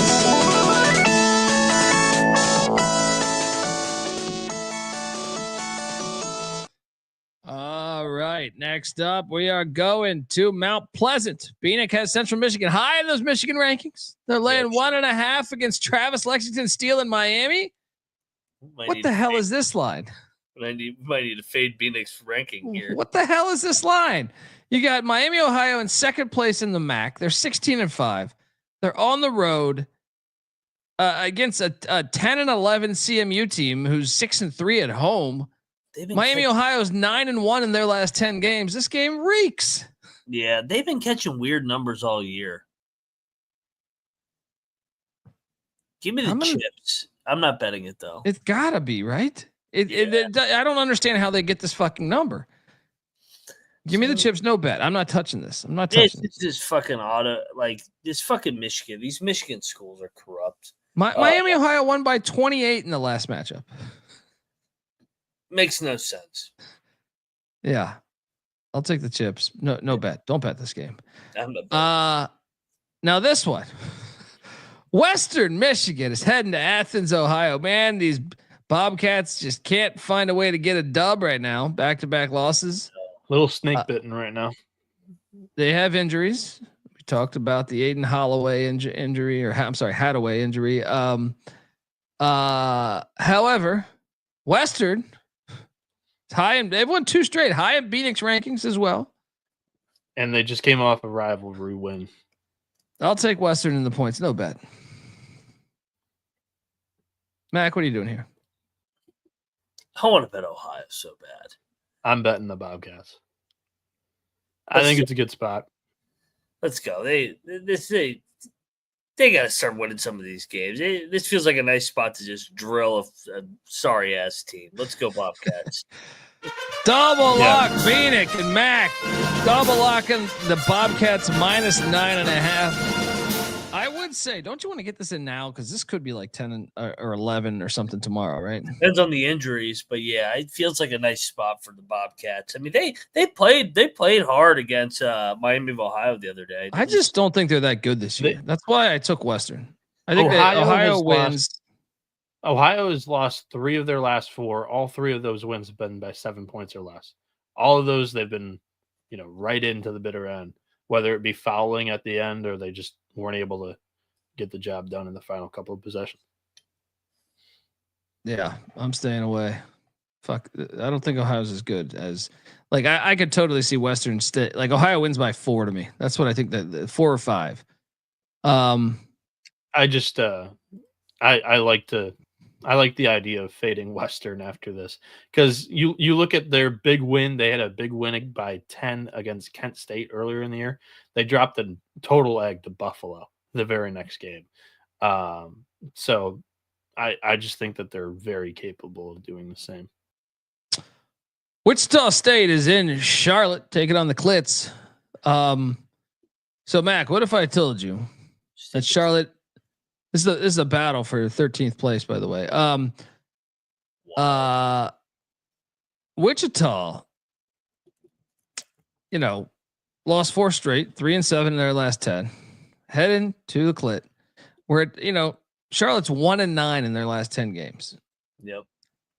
And the spread is 2.5. Wichita is just laying 2.5. I think Charlotte's going to win this game outright.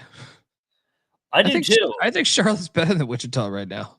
Well, and Charlotte's actually been chippy at home. They covered the Memphis game. They were in that, and then lost to the fucking Long Island Sharks. That was like 2 months ago. I'm talking about recently. Then they beat USF. I like him here, and we're getting Wichita off that North Texas grinder game. So yeah, let's go. Clits. Double lock on his Clits. Next up, we got a game in Saudi Arabia. Notre Dame, the Irish against the Saudis. Coach Hamilton's being sent to the retirement home. They're pushing him out. I think most people think it's a get-up spot, but remember, half the team is suing him. I'll take Notre Dame. I think Notre Dame's the play here. I think Notre Dame's the better team. Plus 120 on the money line. I don't know that Boston College loss literally did him in. They said you gotta go. I don't know that I've ever seen a scenario that like this. He's on like he gets the the Coach K treatment of his farewell tour, but no, half the team is suing him, so it creates quite the predicament there in Tallahassee. And Colby, have you seen their remaining schedule too? Like you could say, oh, they're gonna go out on the retirement tour, right? Well, after Notre Dame, they have Wake Forest, Clemson, Miami, rivalry game. Miami. After the Miami, they have Louisville, North Carolina, Duke, Virginia, SMU. It gets light those final 2 games, but that's a 6-game gauntlet. Yeah, I think Notre Dame's a better team. I think Notre Dame beats them. I love Notre Dame tomorrow. They dropped that fucking Miami game. They've stayed in the state of Florida. Shrewsbury's going to have those guys ready to go. They're going to win this game outright. Let's go. Let's go. Double lock on the Irish. I'm your leprechaun.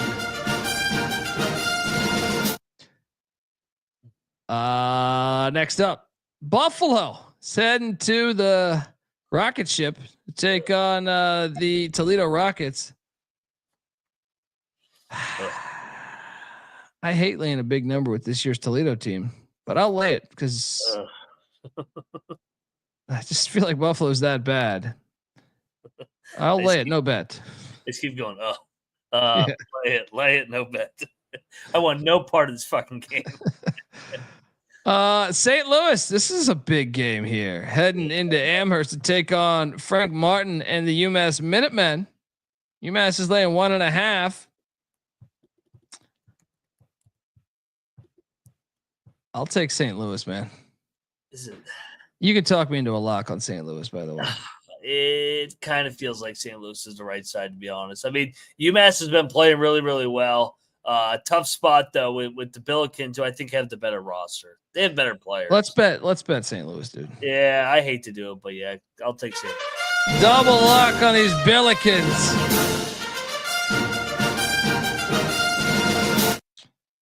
Speaking of locks, I mean LaSalle. This is a lock. Heading to Richmond, Virginia, off of the Capital Classic rivalry. I just think there's a guy out there and he knows how to get things and he knows how to get things done. And this number is just gigantic. Anytime you're facing off against this guy. So I will look, you go down to Richmond, Virginia, cigarettes still sell up in Philly. There's a shipment coming in the Carolinas. And Richmond, Virginia Slims. All right. Newports. They're all right there. And they fell off the back of a fucking truck and someone's coming down to pick up the old shipment. All right. Of course, he's got to coach a basketball game, but on the side, I guarantee you, he's going to have a few meetings under a freeway. Make sure you get the shipment. Make sure you get the Slims and the Newports back up to Philly. We can make a ton of cash on the product. 18 and a half. Is that what it is? Get the fuck out of here. LaSalle. Lock. You with me on this? Absolutely. I mean, we got to fade VCU off that crazy win. Where did that come from? And they got the Dayton game on deck. They're going to win by 13. There you go. Join. Look, you can go with your winnings. You can go out and get yourself some Virginia Slims. I prefer to buy my cigarettes from a guy in a truck, though. All right, you don't go to the store.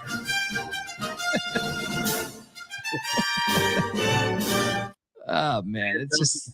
I don't think it's ever gonna get old.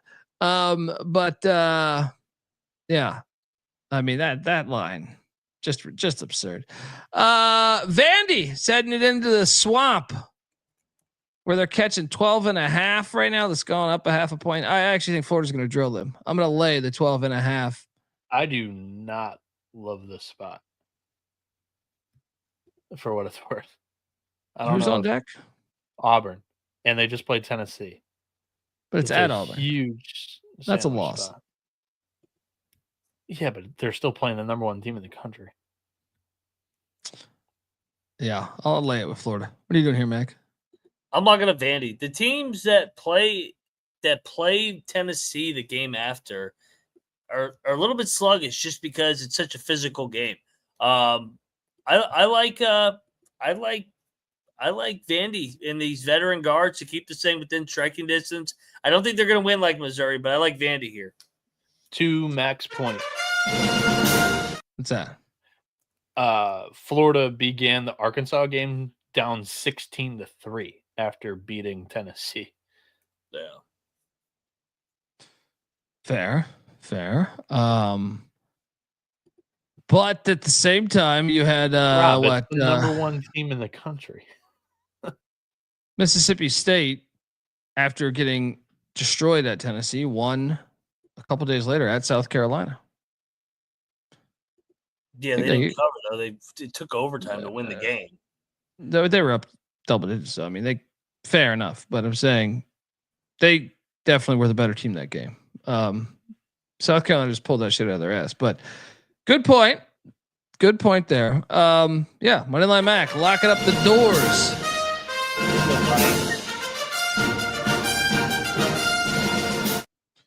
All right. Drake is heading to Murray, Kentucky. This is a good game. Drake's laying 5.5 at what the hell's the name of the stadium again? I can't remember. Actually, I see it at 4. It's at 4.5. They've renamed it like 3 times. What's it now? It's some corporate bullshit. Yeah. CFSB Center. It used to be the Racer Center. Yeah, that's where you should be. That's what it should be. It's the Racer Center to us. Drake is 5-1 on the road. It's enough for me. I've seen it at 4.5 right now. I'll lay it. What are you doing here? I'm locking at Murray. Off 3 losses. They've already beaten Drake. I think they're athletic enough to fuck with Drake. So give me Murray in that building. I think they get up for this one. Moneyline Mag, locking up the Racers. All right, Oklahoma State's heading into Houston, Texas. 22.5 is now the line. Cougs are laying 22.5. I just have to take Oklahoma State plus 22.5. I just got to. This was a 13-point game on December 30th. Now, granted, that was in Stillwater. And Houston's coming off a loss. But 22.5, I gotta. Give me the points at Oklahoma State. We should bet it. Yes, I'm in. Houston's off of a hard overtime game on top of the West Virginia-Kansas double trip. Like, Oklahoma State will lose by 15. Let's go, Cowboys. I'm in. Double lock. How about them Cowboys? Triple lock, Bieniek? No, I'm going to semi-lock battle you because I want Houston in the first half. they pick apart some of these teams at home in the first half. Oklahoma State's coming off a win by either 9 or 10 or 11 against Utah. I can't even remember. But I think this is a good spot for Houston coming off a home loss, their first home loss in 3 years.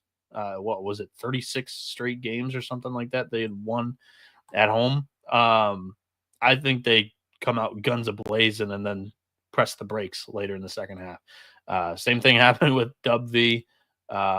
They've boat raced a couple of teams in the first half this year. So when that number comes out tomorrow, I'll be all over it. There you go. We're all betting this game. 22.5. Take it with the Cowboys. I'm going to keep the lock train going.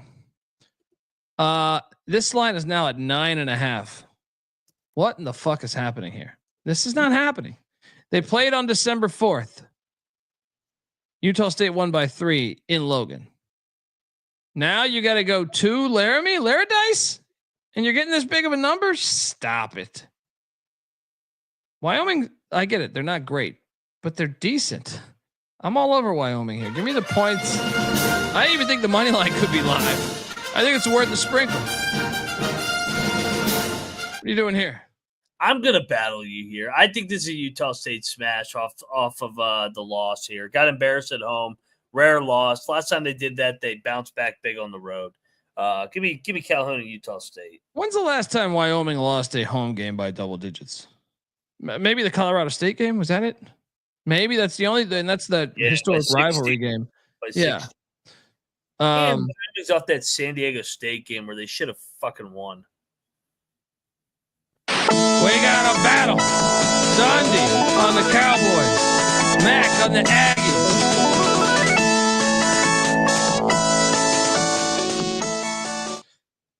All right.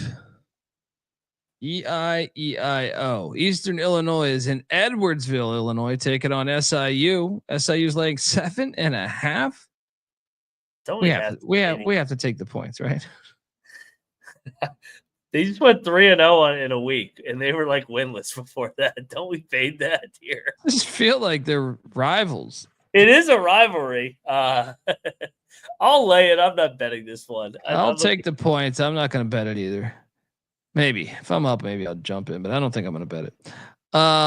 Georgetown is in Cincinnati at the Cinta Center, taking on Go to give it to you, Xavier, the Musketeers.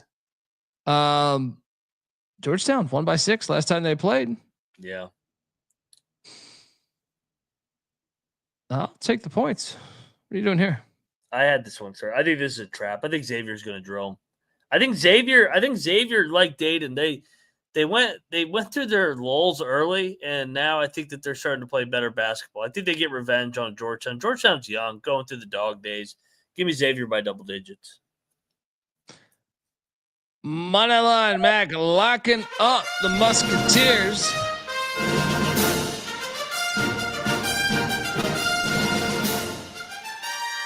Jaden Epps is a game time decision as far as I see. Unless some other news is, it's been like that for a while though. Next we got the Butt Bowl on the hardwood. Baylor in Lubbock, Texas, taking on the Red Raiders. I'm seeing this now at 8.5.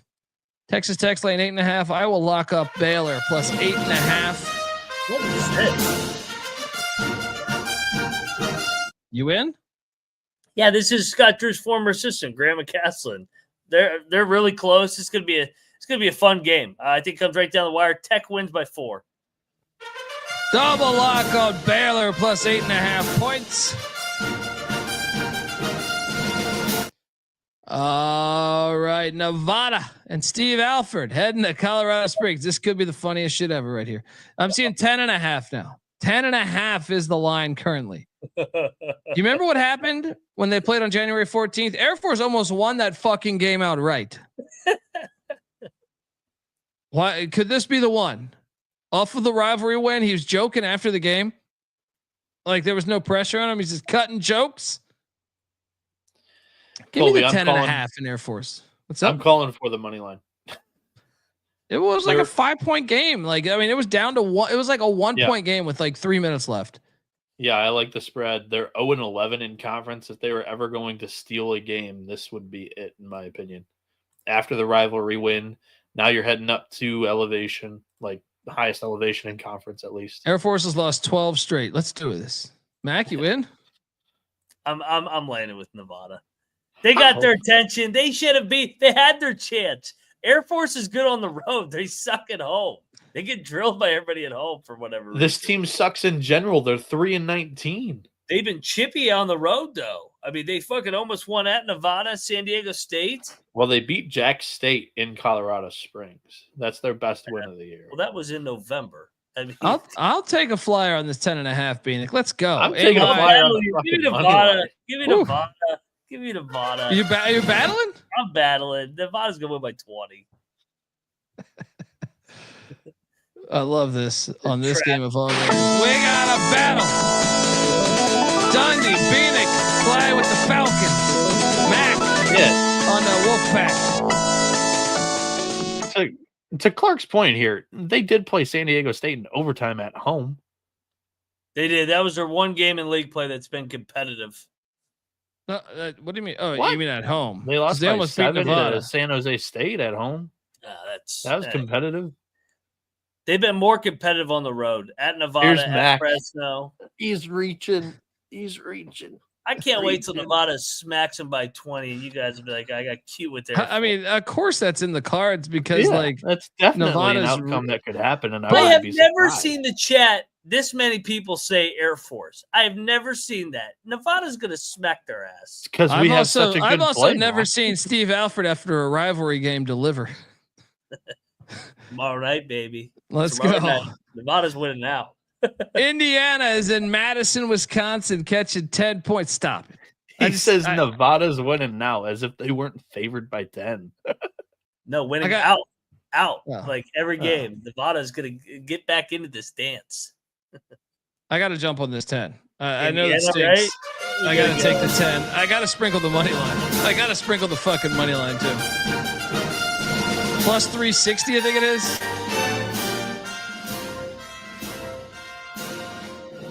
Rob, I locked up Nevada against UNLV the last game in a battle against Mac. Me and Steve, me and Steve are on good. Colby's actually had a really good read on Alfred this year, in my opinion. Oh yeah, I told you we went out to the desert, peyote, a couple. You know, he did try to slide in a Mick Ultra into the cooler, which I said, "What the fuck's this?" Right? But it's okay. It's okay. Is Indiana going to win this game? They could. They could. They're going to win the game outright. This is like sprinkle that money line. Mike I'm going to sprinkle.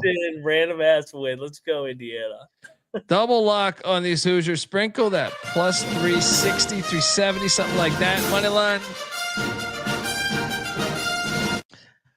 All right. Next up, the Bonnies. This game, intriguing.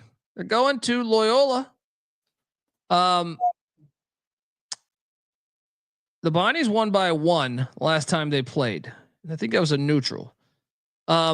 I think we should bet Loyola. I 100% agree with you. Yeah. I mean, this is a home team series, in my opinion. Both teams really good at home. The Bonnies just played their ass off back-to-back games. Got tested at the end against Fordham. Yeah, I think they take their lumps on the road here. Young team. Double lock on Loyola Chicago. Josh, what do you work for Mick Ultra? Who's repping Mick Ultra that hard? Josh, I thought he worked for. I thought it was Budweiser. Budweiser. I guess Budweiser buys everything these days, right? Yeah, that could be all under the same umbrella. They buy everything. All right, send me some Mick Ultras. They're perfect for like when my wife has people over. You know, I'm never gonna turn down free alcohol. You know what I mean? They can be wine coolers, and it's like, if you run out, you got to do what you got to do. Ultra is my drink of choice. Really? Yeah. If I'm drinking them in binge. The youth. Ultra. I read that study. I read that study on the youth not liking not liking alcohol as much as other. What'd you say? What are you, 50? I'm carrying around a little extra weight nowadays. Oh, fuck that. My freshman year. My freshman year in college, I was like 165. Then you get extra steps in. Fucking don't shortcut it. Have yourself a nice fucking Miller Lite. You're fucking 22 years old. Your go-to is Ultra? The fuck is happening to the youth? My fucking mom's beer. I'm 23, but whatever. Actually, Colby, I turned 23. I'm this many. Buddy, we got this many. I feel like I am Sergeant Taggart these days. I'm like, Billy, we got to talk. Noah, we got to talk.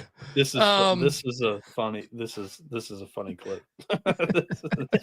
pretty good. Everyone's calling me Taggart. I did say I'm watching my weight, Rob. I just said I'm carrying a few extra LBs than I'd like to. So a 15 ultras. Yeah. No, these guys know I don't drink too much at all. So when I do, I'm not going heavy. Yeah. No Bud Heavies. No Bud Heavies there. I love Bud Heavies, man. They fuck you up. Like you forget, like they give you a hangover, man. I feel like more than any beer. They'll give you a hangover more than any beer. Georgia Tech is at Clemson. I mean, should we bet Clemson minus 13.5? No, they got Duke on deck. All right, you sold me. I'm not gonna touch it then. I'll still pick it though. Are you betting Tech? God, I mean, they kind of been chippy lately. That's a lot of points. Not on the road though. They've been ass on the road. Isn't Brownell a fucking look ahead kind of coach though? Isn't Stoudemire the most inconsistent coach though? They could lose by 30, and I would be like, yeah, I can see it happening. I want to play Georgia Tech's money line just with how Clemson is so up and down. This would be the most ACC loss ever. Yeah, I am. You talked me into it. Georgia Tech, lock it up. I talked to you. I didn't even take Georgia Tech. I'm taking Clemson. Like, Georgia Tech doesn't make sense. Just fucking go with it. Moneyline Mac locking up the Yellow Jackets. It came through for us on Saturday against DeVille. USC is at Northwestern. Northwestern's laying 1.5 now. I'm going to bet USC. You got no Barnizer. He's out for the season. I think SC is just a better team. What are you doing here? I'm going to battle you. I think that's the trendy pick tomorrow. Take USC. They've been playing well. I think Northwestern gets up 1 game bump without the star. Plus in max defense. What's that? Plus in max defense, this is the road trip game. Like the first game of the road trip. A lot of teams have been dropping this game. So. It's the easy one though. Into Chicago. They fly direct. It's not like they're going to State College or Lincoln or even fucking Ann Arbor. It'll be a close game because every Northwestern game is a fucking close game. We got a battle. Dundee on the Trojan men. Mac on them flying squirrels in Northwestern.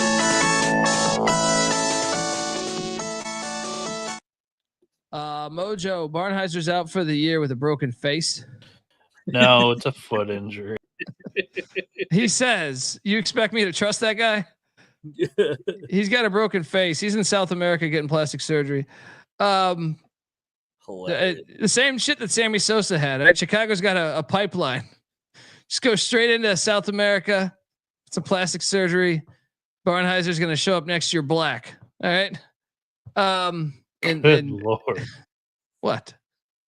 It's not black. That's possible. Well, because Sammy Sosa went white, you know? You get the reference? Yes. I did. That was hilarious. Is that crossing the line? Who gives a fuck? He could actually be black? But Sosa can be white, or Michael Jackson can be white. Sosa's not like totally white though. He's fucking white. It's like an olive. It's like an olive skin. What? Shut the fuck up, dude. Hold on.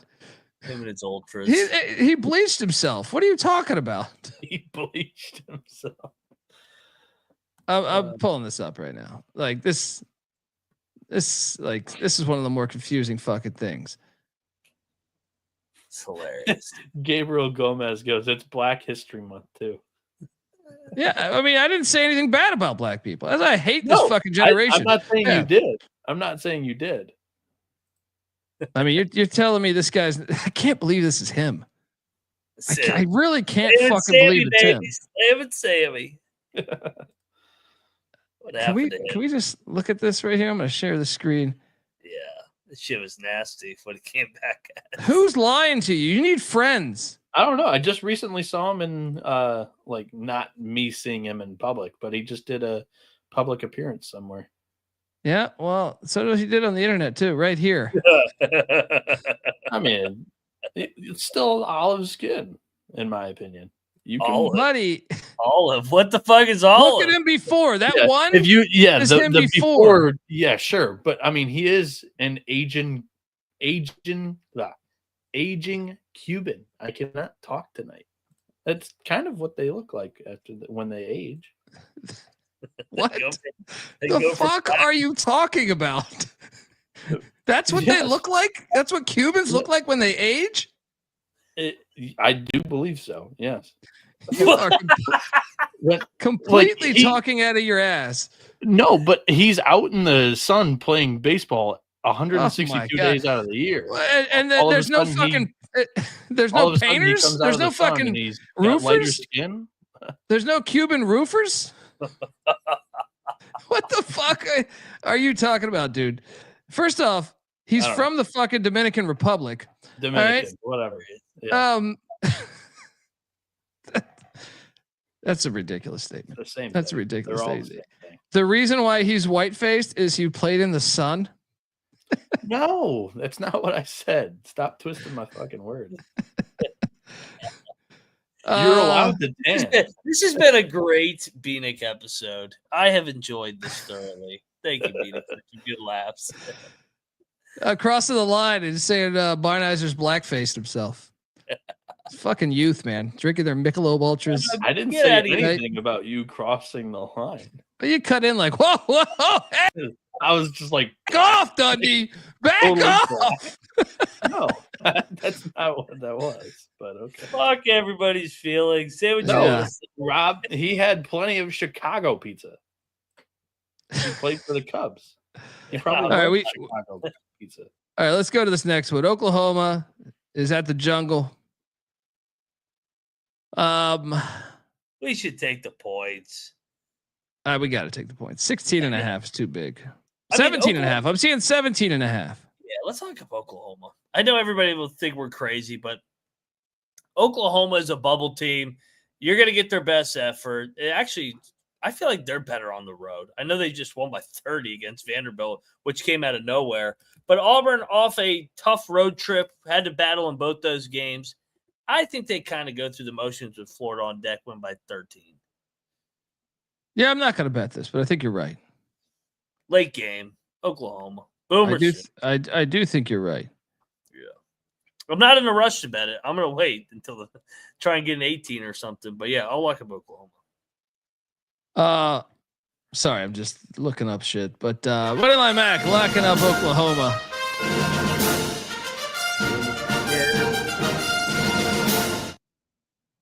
I mean, I'm just currently down this rabbit hole right now. Hilarious. I will say this. I don't think Bieniek has a point here, but looking at Fidel Castro here as he aged throughout his life. And you can tell, I mean, I guess there's like black Cuban, but he definitely was pretty fucking white.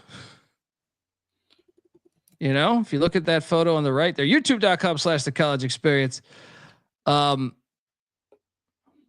He that's olive complexion, right? A little bit. Yes. Yeah. Yeah. I mean, it happens when you age. I'm not lying. Well, no, but he was never that. At least from these photos, he was never that like dark. When you age. Yeah. Well, no, I'm just saying. Like, I have relatives who are Filipino, and they were like olive as fuck. Why are you making the Philippines are on the other side of the fucking planet? It's like it's just like when you age, the skin tone gets lighter. 100%. White people get paler. Is that accurate? Can we research that? Yes. Yes. Hey, Dr. Bradley, paging Dr. Bradley. Can we research this? Olive is green. No, they're saying I'm getting lighter in the chat. Now I've been fucking white since I fucking came out of the womb. I'm the same white. not getting any whiter or any darker over here. I mean, I want to know if that's a fact. I'm gonna have to do some research. Someone sent me some articles at the Colby D.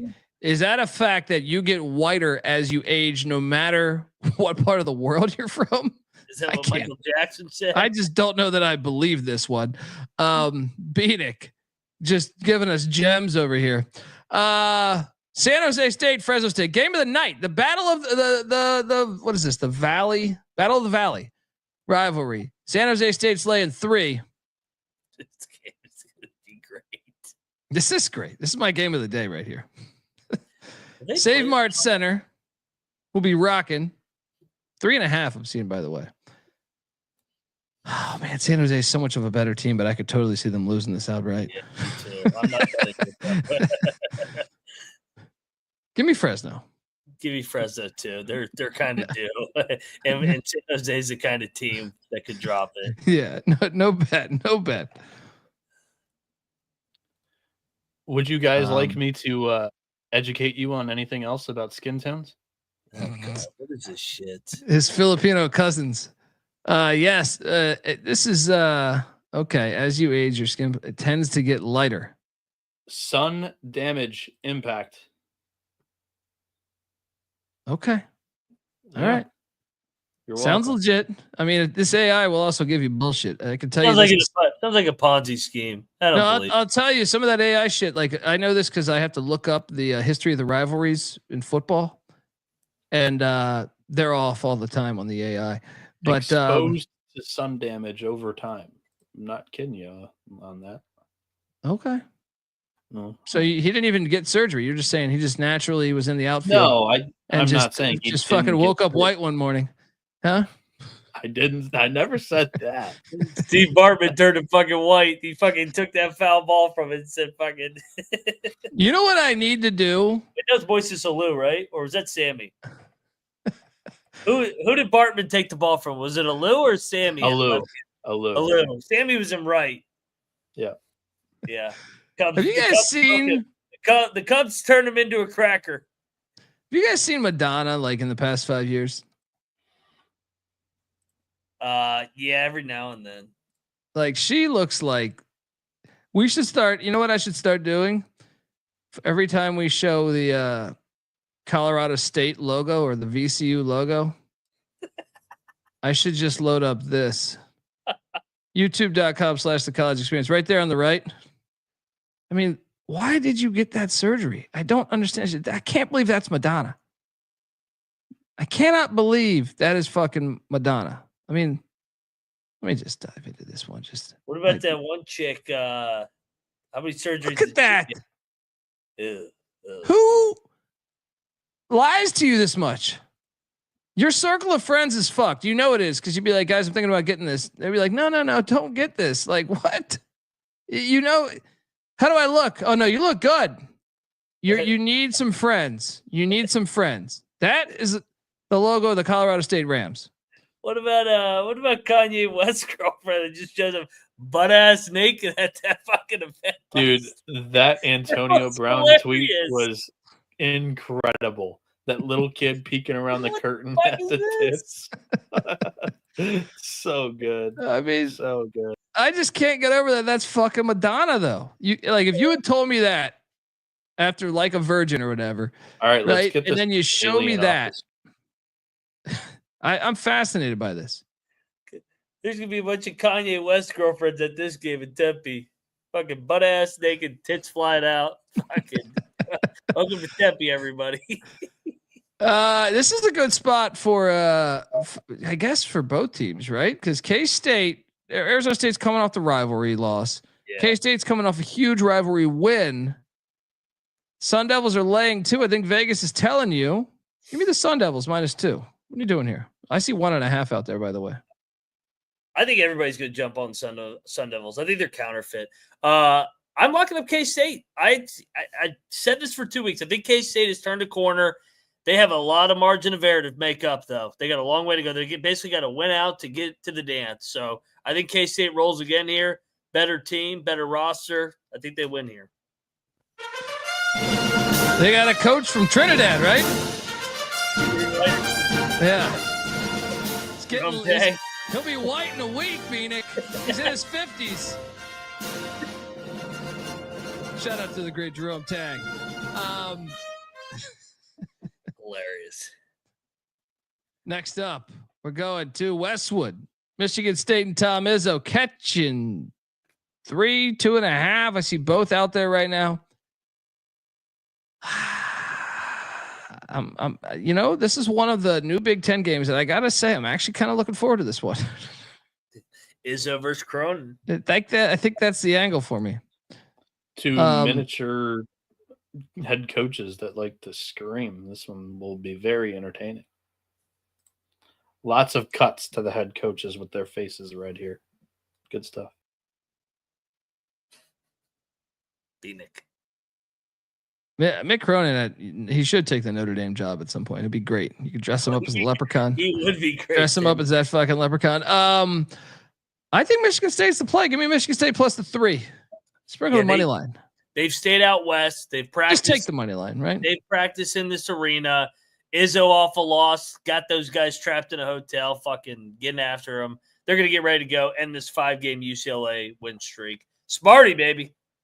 They can bang with UCLA. I'm in. Double lock. Sparty +3.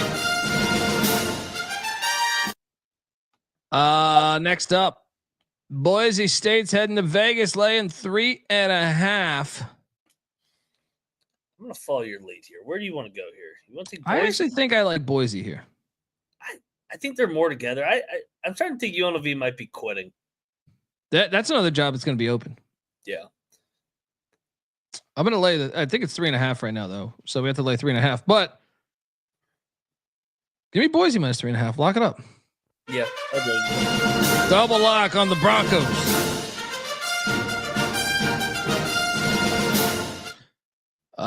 And the final game on the slate, Arizona's headed to the Super Soaker to take on BYU. BYU's laying 1.5.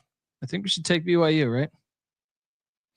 Both teams red hot. I mean, BYU's won 4 in a row. They just played in Florida on fucking Sunday or Saturday. Ooh, that is. I'm betting Arizona. I think Arizona, they got the magic right now. I think you talked me into it. I forgot the Florida angle. They have the better travel spot here. I mean, BYU's coming back 3 time zones. So let's go. Let's go Wildcats. Double lock on Arizona. Wildcats. All right, and that is the slate. Top plays of the night. I'm on Ole Miss. And this is in no particular order, but Ole Miss is one that I felt really good about. I also feel good about Dayton against Davidson. That's 2 more to go. Let's go to the likes of, I'm going to say Indiana +10 against Wisconsin is going to hit. That's 3. And at number 4, I do think it is St. Louis against UMass. Mac, fire. How many did you give out? 4 or 5? 4. I gave away 4. I love Marquette early in the night. It is early in the morning currently. I love Sparty. Second leg of that road trip to get a split there. I love. Let's see what else I love. I love K-State going out west to Tempe and getting another win and continuing to roll into that Kansas game. And then I love Ole Miss. I'm with you. I think they take down Kentucky. Let's add a fifth, Loyola. Yeah, I like that one. Here, I'll be different. I love Arizona late in the night. Okay. The teams that have been coast to coast travel have been dog shit the first game back. So yeah, I'm fading BYU tomorrow in that spot. Bieniek, fire. I love the Houston first half angle there, coming off a loss in the Fertitta, where they have. I mean, that was their first loss in I think 3 years at home. Oklahoma State also coming in a little fat and happy after a conference win that's been kind of rare this season for the Pokes. I like the Cougs to stomp them early, but then tap the brakes late. Air Force plus 10.5 against Nevada after the Wolfpack, win their rivalry game against UNLV. Now they go up to Colorado Springs. I think the Falcons could win that one. I think there's a world where there's multiple different variations of how this game could go out. I like Minnesota plus 7.5 against Penn State there. Cocktail Napkin likes this one, has the Golden Gophers 4.5. And then I like Ohio minus 9.5 against Western Michigan after they just beat Eastern Michigan. There we go, folks. Give Noah Bieniek a follow on Twitter at NoahB77_. Moneyline Max on Twitter at Moneyline_Mac. I'm on Twitter at TheColbyD. The College Basketball Experience is on Twitter at TCE on SGPN. Remember, if you play center field, you are, black, brown, you are turning white. You are turning white if you spend enough time at center field. They always come over to the white side in the end. At Wrigley Field, who knew? Anyway, folks, check out everything else. College Baseball Experience, Big Ten preview tomorrow. I know a lot of people say the Big Ten plays baseball. Bieniek, what would be your reaction to that? Are they white over there? Yeah, too? we are the home of historic powers, USC, UCLA. This year we have a top 25 team in Oregon that's supposed to be really good. We also have a top 25 team in Nebraska. All of them established big time college baseball powerhouses in the Big Ten. How about that? The conference all of a sudden got better. Watch out though. Play your games in a dome. Ricky Henderson, people don't know this, but he dyed white. Yeah. Minnesota's rest in peace to the great Ricky Henderson. Minnesota's tournament has been off for 2 years. Their Cambria Classic, where they play inside the Vikings football stadium. That trash venue. So I think they're renewing it next year. Fucking that shitty venue. Eat him right up, Noah. Jeez. I mean, he put it on the tee for me. So remember when they played? Remember when they played at Huntington Bank for a couple of years? That was like, and they used to play at the Met, the old Met. Oh man, they used to be a franchise. Folks, check out the College Football Experience. The Big 12 schedule is out, and we're gonna break it all down. It's actually coming out tomorrow, I think, on TV. They see that they pushed it a day, but some of it is out. 11 a.m. Yeah. We'll have a reaction to that as well. So check out the College Football Experience. Check out. Remember, get on over to YouTube. That's the hub for all of our stuff. YouTube.com/the College Experience. Also check out the Sports Gambling Podcast. Obviously, Super Bowl, everything going on. The Bottom Line Bombs with my pal CJ Sullivan. Check it out. Until next time, folks. This is the College Basketball Experience. You better start thinking about yours. And we out of here.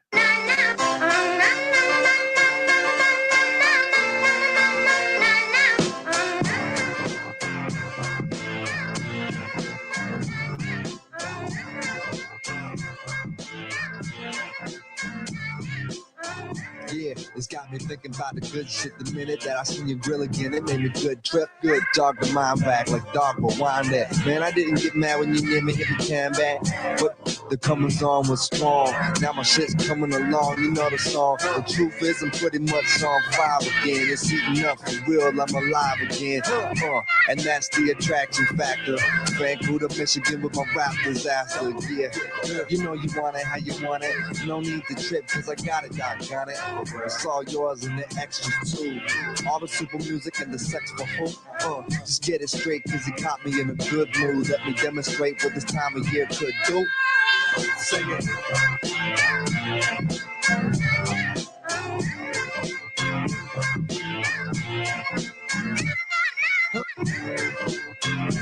It's gotta go.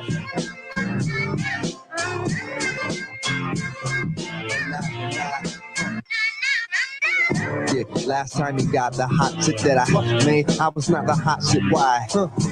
Going through them transitions, wham this in, damn listen. I can make the biggest chain glisten and wouldn't have shit to do with shit but some chips in.